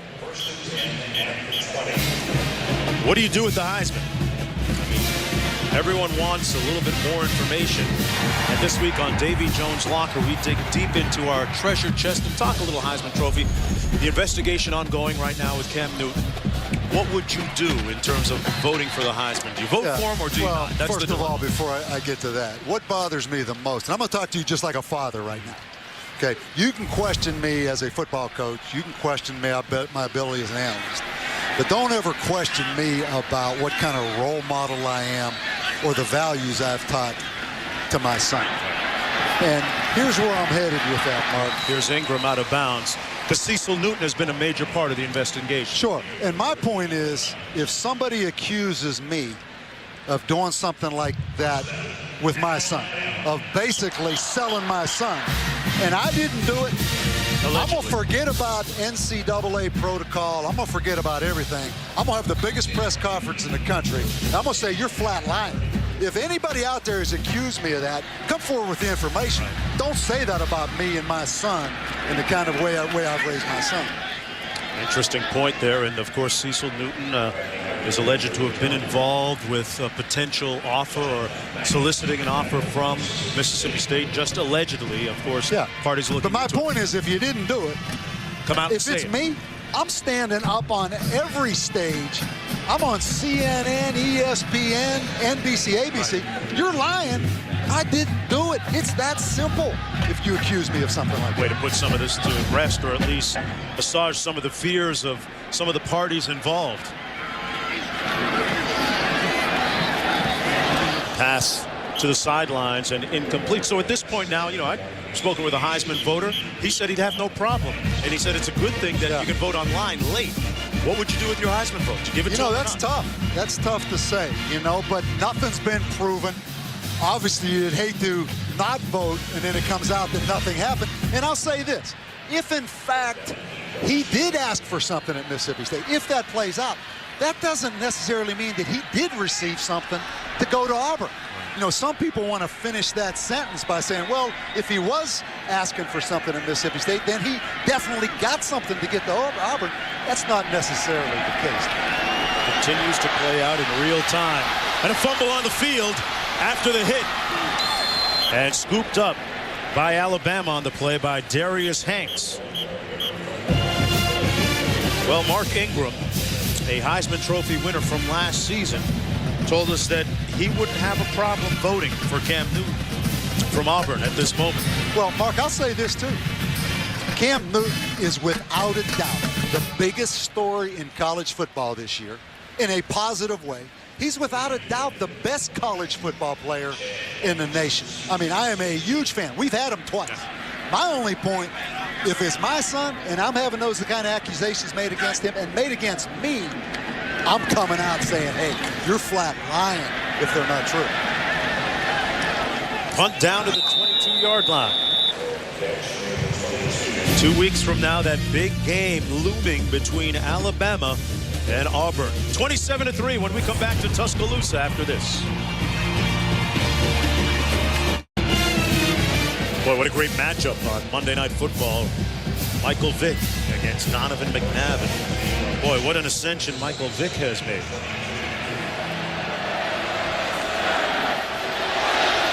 On the handoff, this is actually Ralph keeps it himself. This is a real methodical, workman-like, pedestrian type of offense for Mississippi State. And we haven't really seen them throw the ball vertically tonight, Bob, and I'm not sure we can expect to see it, can we? I think you're exactly right. I mean, that's where the difficulty is. Now, they have a backup quarterback, Tyler Russell. Very highly recruited young quarterback. Ralph with the completion out to the 30-yard line to Chad Bumpus. What about him? Yeah, I mean, a highly recruited guy. They normally put him in every game. You know, Dan Mullen did that at Florida along with Urban Meyer. They put those young guys in for a series or two. They don't like to do it when they're backed up. But he's a big, strong guy that can throw it. But, you know, Chris Ralph's played pretty good at times. He's played a good football game. Third and short, 2 yards to go. Low snap. And Ralph hands it off to Ballard, who has the first down and then some, all the way out near midfield at the 49-yard line. Boy, Chris Ralph fielded that like a shortstop. 18-yard gain on the play. And also, Vic Ballard, you mentioned, I mean, low snap. Great job of getting Ballard the ball. Now he creases him. He makes a great move a little bit farther down the field right now. I'm impressed with Ballard. You mentioned a junior college transfer. Not really highly recruited out of high school. Had a good first year for Mississippi State. 1st and 10. Handoff is to Robert Elliott. And Elliott gains a yard on the play.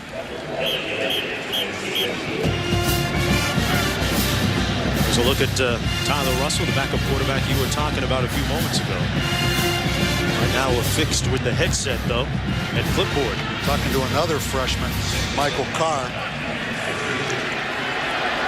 2nd and 9.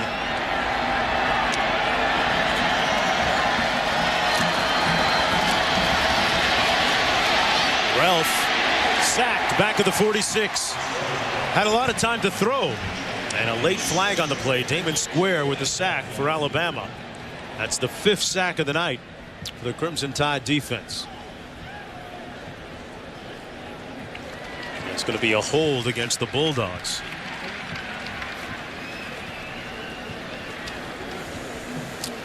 Yeah, you always think in Holdings terms on the offense. Number 67. Penalties declined.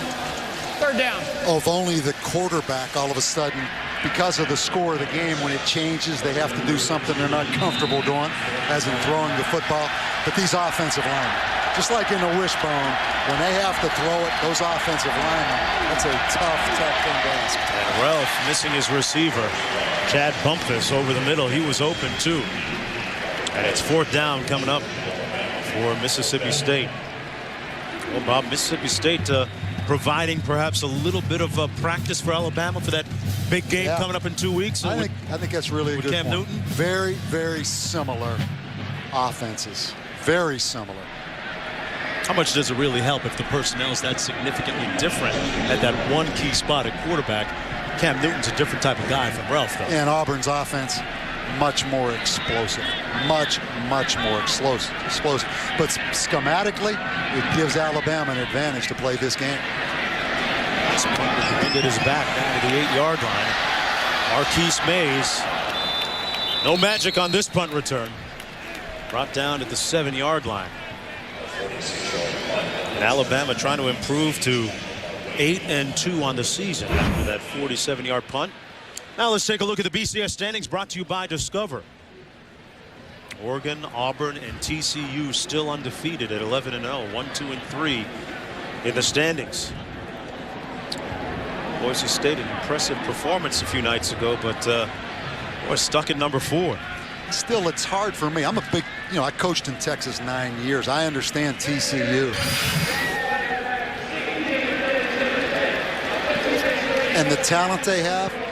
But how does TCU jump ahead of Boise when the last time I saw in person the Fiesta Bowl last year, Boise State beat TCU. Now, how does TCU jump ahead of them?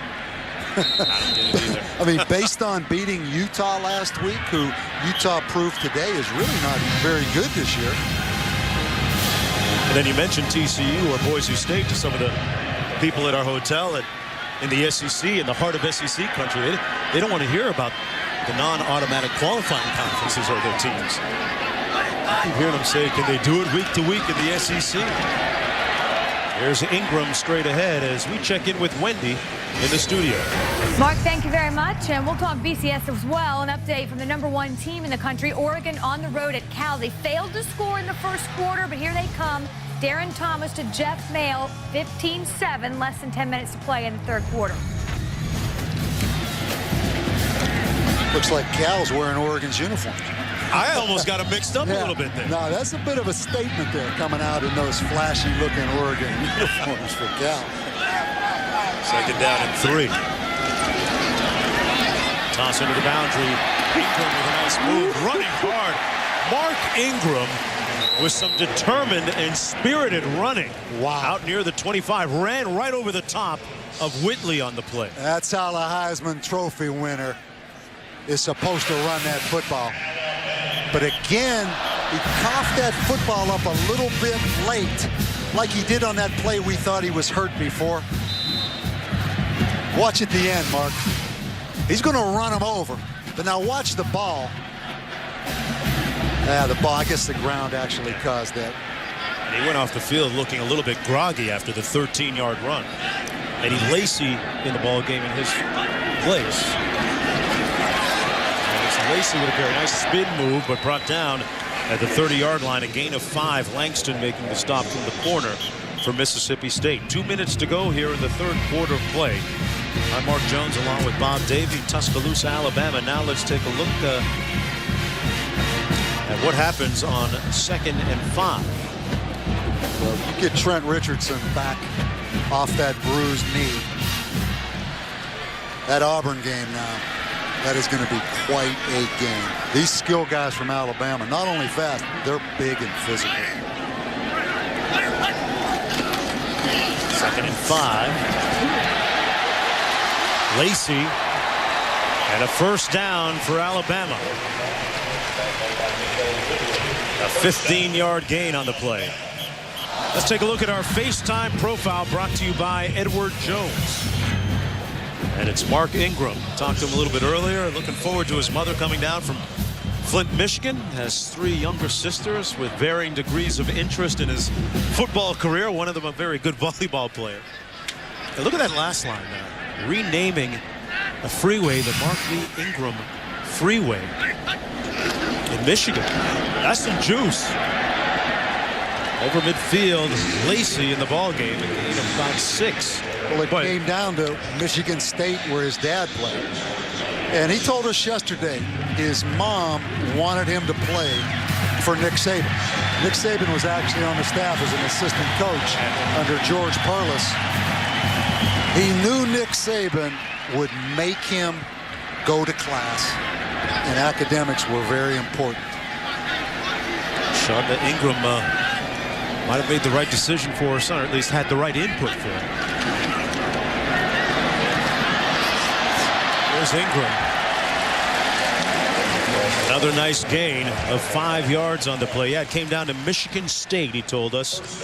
And Iowa was one of the finalists as well to get his services. We love how he attacks the line of scrimmage. He's going to fall forward now because he will go north and south on you. And he has a great stiff arm. He's a powerful guy. Missed the first 2 games of the season, but has been so productive since that time. And so many people remember that emotional, riveting speech, that congratulatory speech, the acceptance speech that he gave at the Heisman ceremony last year.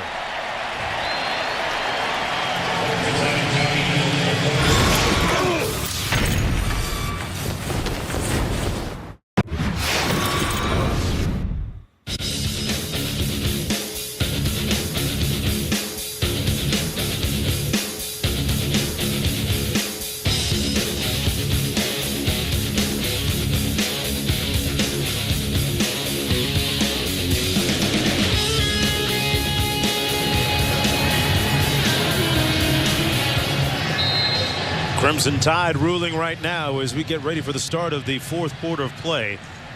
Alabama with an 18-game home winning streak here dating back to September 2008.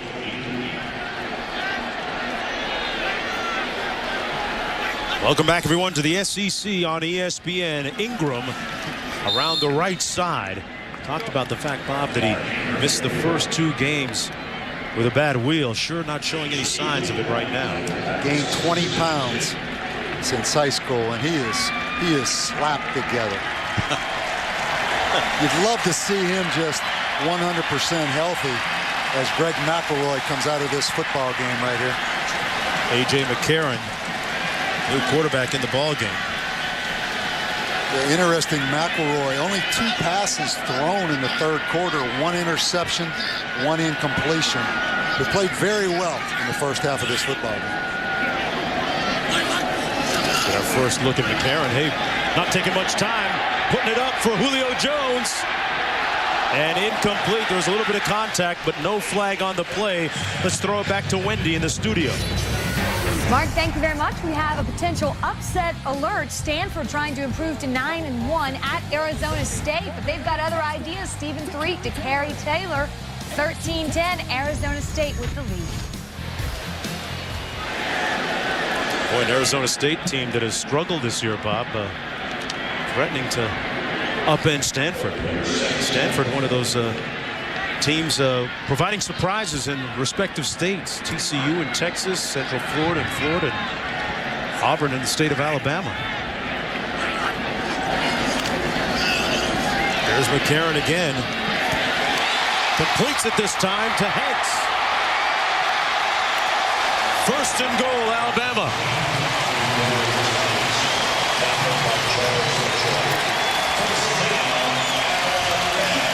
A.J. McCarron feeling it. Bring the young freshman in off the bench. Let him throw the football. Great time to get him in because you're up. Great field position to let him throw the ball. I mean, no question where he was going with that football, but just laid it over the hands of Charles Mitchell. Darius Hanks. A career-long pass of 39 yards from McCarron. Here's Ingram. Trying to slam it straight ahead, but stopped up short of the end zone. Boy, Alabama needed this tonight, didn't they? Yeah. With a Thursday night game against Georgia State. And then Auburn, they're going to have some momentum. Playing in this stadium, like you said, 18 straight wins in this stadium. Trent Richardson, he's basically resting, getting ready the next 2 weeks to play. That is going to be one heck of a football game. Two big-time offenses in that game. Karen sacked back at the 10-yard line. They heated him up and got the sack. Whitley with the sack on the play. Whitley ran by that time Ingram. Mark Ingram, the tailback. They brought him on kind of a goal line little blitz right there, almost like an extra point rush. Whitley's made some big plays for them in the secondary this year. Had a couple of big interceptions in the end zone against Auburn and Kentucky this year. Just a freshman. 12:15 to go here in the fourth quarter. A.J. McCarron, the new quarterback for Alabama, under heat again. They're trying to line him up. He escapes. And it's incomplete. There are about 4 different players that had a chance at catching that.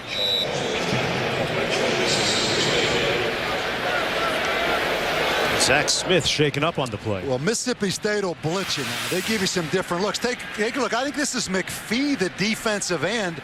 They line him up at linebacker. They're going to bring him on a little cross blitz right here. That's a good call. He's a defensive end, all of a sudden standing up as a linebacker. Then you see the speed of K.J. Wright. I'll tell you, Manny Diaz, the young defensive coordinator for Mississippi State, he's a guy like Dan Mullen now that'll think outside the box. He's a creative guy. Jim McElwain, the offensive coordinator for Alabama, said, what was it? They've got every imaginable blitz known to mankind, was the quote. And Mark Ingram told us that. Shelley from 28 yards out knocks it through the uprights. And he's 2 for 2 on the night. Alabama's lead increasing to 27 points. Back with more after this.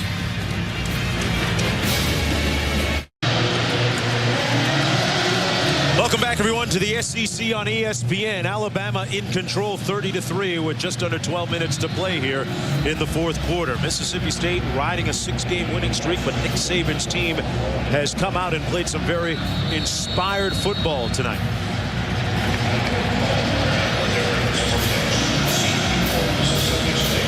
Alabama's had some explosive plays on offense and on special teams tonight. A team whose motivation might be questioned after 2 disappointing losses. 7-2, pretty much out of the national championship picture.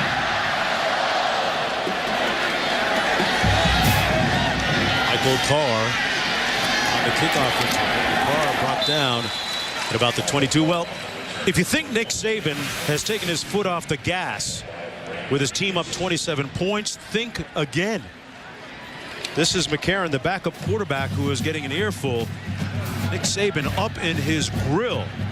Well, what he's focused on all week, getting each guy to play up to the standard of Alabama football. It's not about result-oriented deal. It's not about the scoreboard. It's not about the record. It's about each guy playing up to the standard of Alabama football. Obviously, right there, he did not think McCarron had done that. Russell Tyler, meanwhile, the new quarterback for Mississippi State, as we check in with Wendy in the studio. Mark, thank you very much. Oregon on the road at Cal, and it has not been the Ducks' offense we've become accustomed to. Darren Thomas back to pass, strip. Derek Hill recovers. Play was reviewed, but it will stand. Cal went for 2 and failed, 15-13.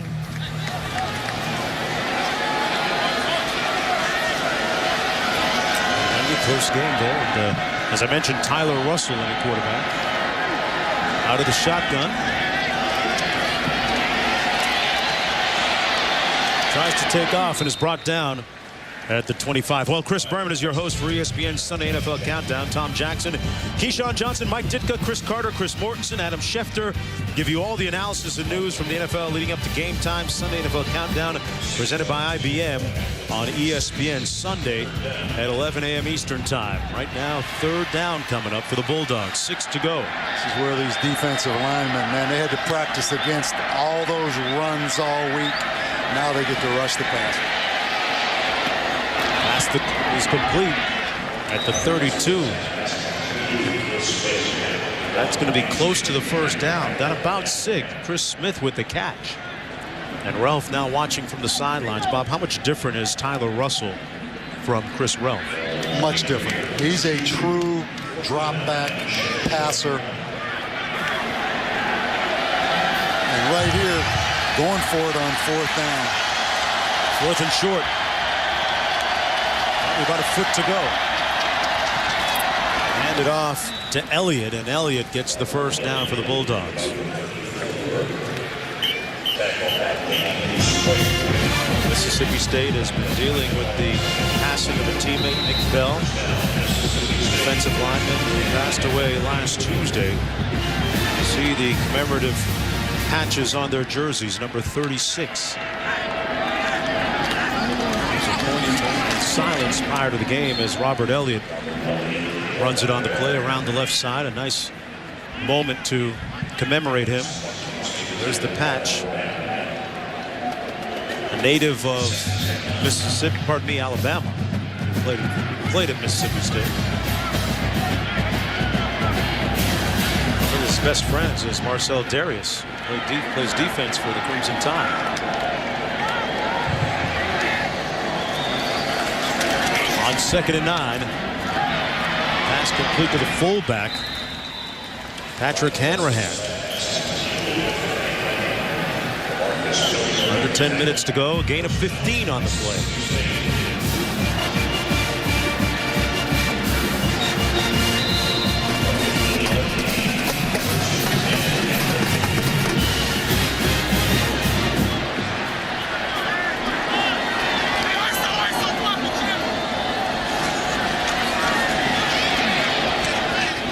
Incomplete. Intended for Brandon Heavens. There have been 3 drops here in the 2nd half by Bulldog receivers. Well, with just 2 races left in the Titus Championship battle in Chase history, Denny Hamlin looks to derail Jimmy Johnson's dynasty. The chase for the NASCAR Sprint Cup continues with the Cobalt Tools 500 at Phoenix Sunday at 3 Eastern on ESPN. It's out in your part of town, Bob. Yeah, I'm going to go watch the Arizona Cardinals and Seattle Seahawks. Pete Carroll coming to town tomorrow. Robert Elliott on the carry. Robert Elliott, also a very highly recruited player out of Mississippi. A couple years ago, Sylvester Croom recruited him. You know the problems for Dan? So young at wide receiver. Then they lost Leon Berry, their most experienced wide receiver, against Houston. They're just not equipped to throw the football very well. Pass complete. Russell with a strike to Chad Bumpus. Bumpus, the team's leading receiver coming into the game, had 35 catches, 4 touchdowns. Well, they tackled Dante Hightower, number 30 right there, it looked to me.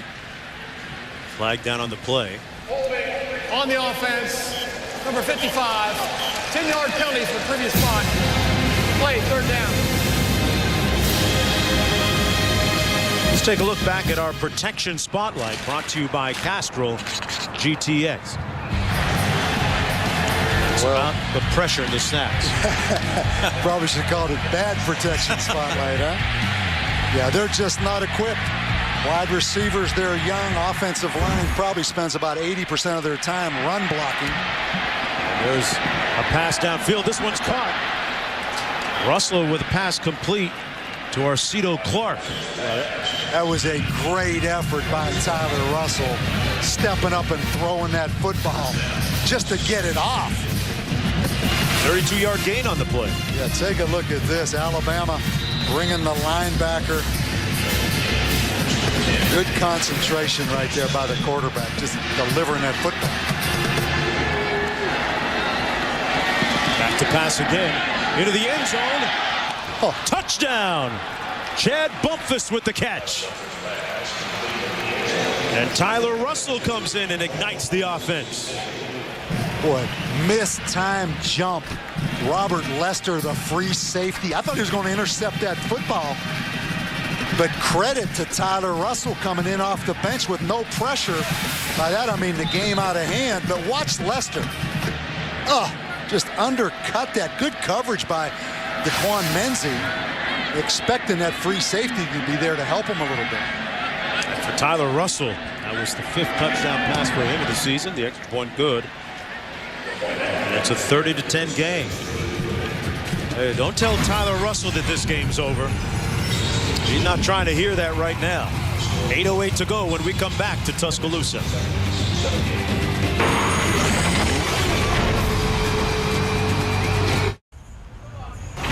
ESPN's College Football Primetime, brought to you by GMC, we are professional grade, and John Hancock, the future is yours. Look at some of the scenes in downtown Tuscaloosa, Alabama. Everybody either here on television watching the game or here in town in the stadium watching the game. And the prevalent brim tonight has houndstooth on it, Bob Davey. Yeah, and Alabama wearing some new uniforms tonight. These Nike Pro Combat uniforms. They've got little houndstooths all over the numbers. Seriously, kind of a different design. You got to really zoom in there. I saw them down there in pregame. That's pretty slick. Tribute to, of course, the late Bear Bryant, the legendary coach, who always wore the houndstooth fedora.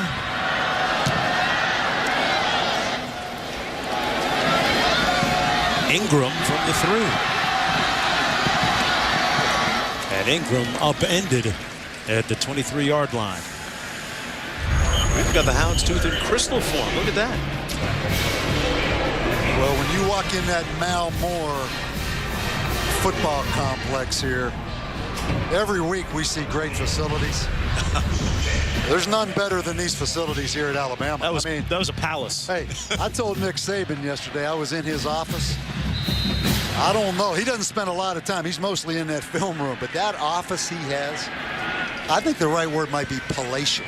He has a tremendous office. And he has a little deal where he sits behind his desk, and he has a button that closes the door automatically. That's how big the office is. So he doesn't have to get up out of the chair and then walk to the door to close it. Some James Bond stuff, huh? Yeah. But you know what the players told us? Was it, I think it was Dante Hightower said, man, that's part of the intimidation, though. You know it's for real. When you go in Coach Saban's office, he calls you in, and all of a sudden he hits that power door button. You know you're in trouble. You're on lock. The vault closes. 2nd down and 8 coming up.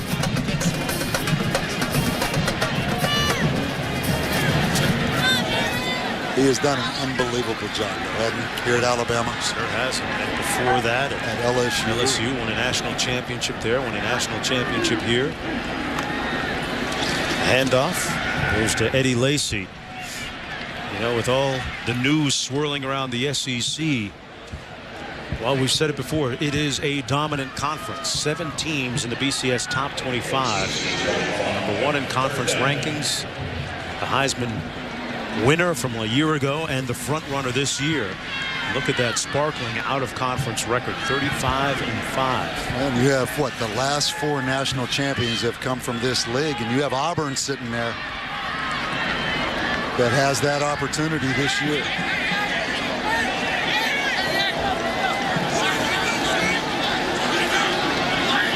Florida and South Carolina battling out to see who's going to be the East Division representative. The pass complete to Jones as we go back to Wendy in the studio. And Mark, you're absolutely right, as the SEC championship game is set, and we'll see some new faces. South Carolina, there's Stephen Garcia. They win at the Swamp 29-14. They're winning. And Texas, their troubled season continues, trailing Oklahoma State 26-3. You know, it's interesting. We saw South Carolina early this year, Bob, and the feeling was that this was Steve Spurrier's best shot at winning the East. It came to fruition. Well, it looked to me like, is that game over? On that highlight, there was 7-something left in the game. I'm not sure, but well, they're up in front right now anyway, for what it's worth, if they hang on. Yeah. Under 6 minutes to go here. Anything happens. We've seen a lot of strange endings this year. And what about Texas on the flip side? Man, they are really struggling. That has to Saw be. them last week against Kansas State, and 5 interceptions on offense. Yeah, that is, well, that's if you're an Alabama fan and you worry about 2 losses, there's Texas that played in a national championship game last year. It doesn't just automatically happen now. Alabama with some starters back on offense, but it just doesn't automatically keep going. Here's Lacey again, trying the left side. Yeah, if Alabama fans are distraught over 2 losses, imagine what Texas fans are feeling right now. They're looking at what, their 6th loss potentially? Exactly. And just so many problems at Texas. You know, Colt McCoy shows you kind of like Florida. You know, when you lose a Tim Tebow, when you lose a Colt McCoy, that affects everything. 3rd down and 6 coming up for the Crimson Tide. I'm going to guess that A.J. McCarron's not going to throw into any kind of coverage that faced the wrath of head coach Nick Saban. You're saying he should just head to the other sideline if that happens. Let's see what he does. Threw it behind his intended receiver, the tight end, Michael Williams, incomplete. And 4th down, and he's walking the green mile right now. Well, I don't think you get on a young guy, and Nick won't, for making a poor throw. It's the mental part of it, and it's the bad decision making. That wasn't a bad decision. He just made a bad throw. The time before, it was for something different. Bumpus back deep. 17-yard line.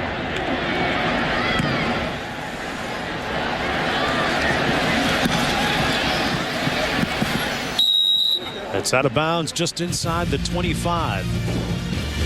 Alabama's been the picture of explosiveness tonight. Back with more after this. Great menu of games coming up. 21 games over 24 consecutive hours. 21 conferences represented. Men's and women's champs. UConn, Baylor. UConn with the long winning streak. Duke actually getting underway tomorrow at 5 o'clock on ESPNU. Taking on Princeton. That's going to be an interception. Picked off by Robert Lester. And Alabama right back in business. Well, Lester, that's 7 interceptions, I guess, now in the season. So he made up for that one earlier on the touchdown to Chad Bumpus. Oh, the receiver fell. Bumpus fell. That's his 2nd one tonight, as you just said. Yeah, Mississippi State had not turned the football over on offense in the last 4 games. Something like 12-1 turnover margin in the last 4 they've led. And just turned the football over tonight and gave up so many big plays on defense. And I said at the beginning, there was a simple plan Mississippi State followed to win. Run it. Don't turn it over. Don't put your defense in bad situations. And they were really good on scoring defense. They did not follow that simple plan. Bob, they come into this game at 7-2. Alabama also at 7-2. But how now, if you're Dan Mullen, do you take that next step to become the type of 7-2 that Alabama's looking at? Keep recruiting, baby. There's some players in Mississippi. Well, no question. But, you know, bowl eligible for only the second time in 10 years. This football team is going to have a chance to go to a bowl game. I'm impressed with them. I mean, they're a physical football team.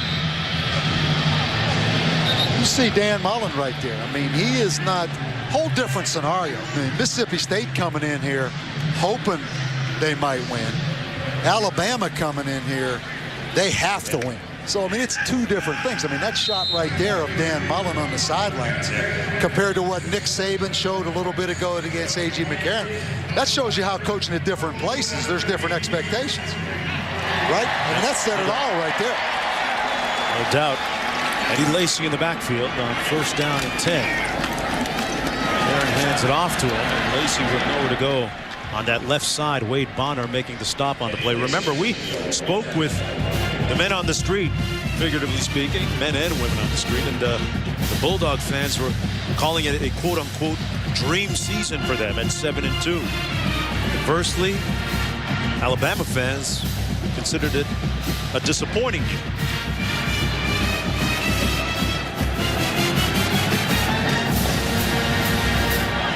We saw Jay Fowler now in the ball.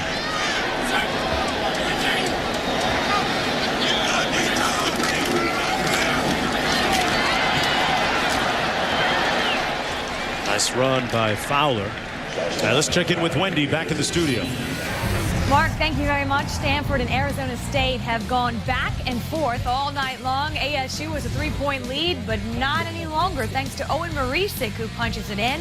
Less than 3 minutes to play. Cal misses a relatively easy 29-yard field goal and still trails the #1 team in the country, Oregon Ducks, by 2. About 11 minutes to play in the game.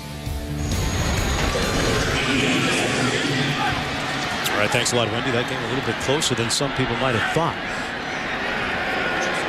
Demetrius Good in the backfield.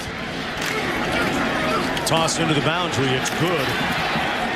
And Good stopped up short of the 10-yard line. Folks, we want to take a minute to remind you we're being watched by the brave men and women of the armed forces currently overseas. And joining us tonight is Task Force Sabre, who happened to be in the big Alabama fan group serving in Bagram, Afghanistan.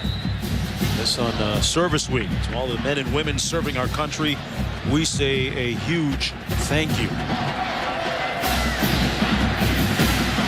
2.5 minutes to go. Ball at the 11-yard line. 45 Mike. 45 Mike.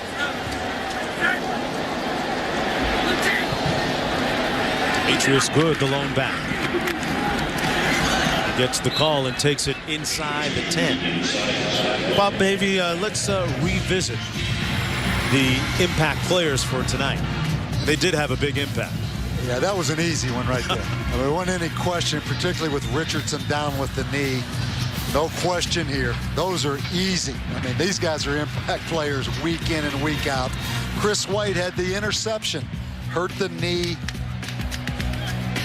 Alabama with big, explosive plays. Now the Crimson Tide with another different tailback in the ball. This is Fowler. And Fowler plows ahead to about the 3-yard line. Under a minute and a half to go. You talk about, again, you look at Auburn. I mean, Gene Chizik, what a job. Can I ask you who's going to win that game now? Is it time? Can I? You know, that's a great game. I'm serious. I mean, Auburn, Alabama in that game, the Iron Bowl, in this stadium. I mean, I'm not going to pick a winner. That will be a fairly high-scoring game. I really believe that. Boy, I tell you what, Alabama, the next best thing to doing it yourself is spoiling it for someone else. It's their season. And you can spoil it for Auburn. Ball still alive. And it's fumbled loose. It looks like Mississippi State recovered it. Let's take a look if we can get Nick Saban on that sidelines. That's going to be a touchback. Anderson come out to the recovery. 20. I'd like to see Nick Saban now. We saw a little bit earlier Dan Mullen kind of smiling. He's searching out right now. Look here.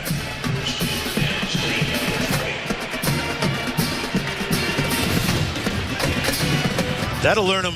Fowler, the fumbler here, a trip to Coach Saban's office. I'm not sure he wasn't down, though, that knee was down.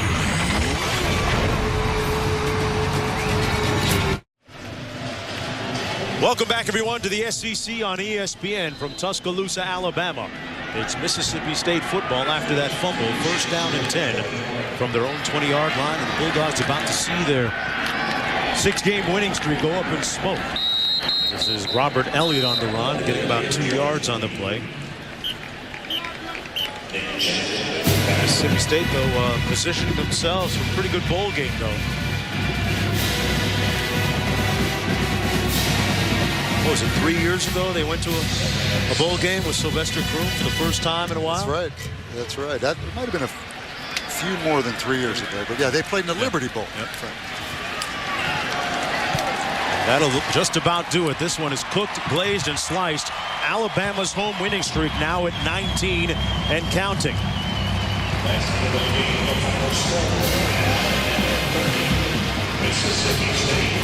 This was a game of explosive plays by Alabama that finally broke it open. Our final score once again, 30-10 for the Crimson Tide. Stay here for College Football Scoreboard. This has been a presentation of ESPN, the worldwide leader in sports. For Bob Davey and our entire gang, I'm Mark Jones. Thanks for watching, everybody.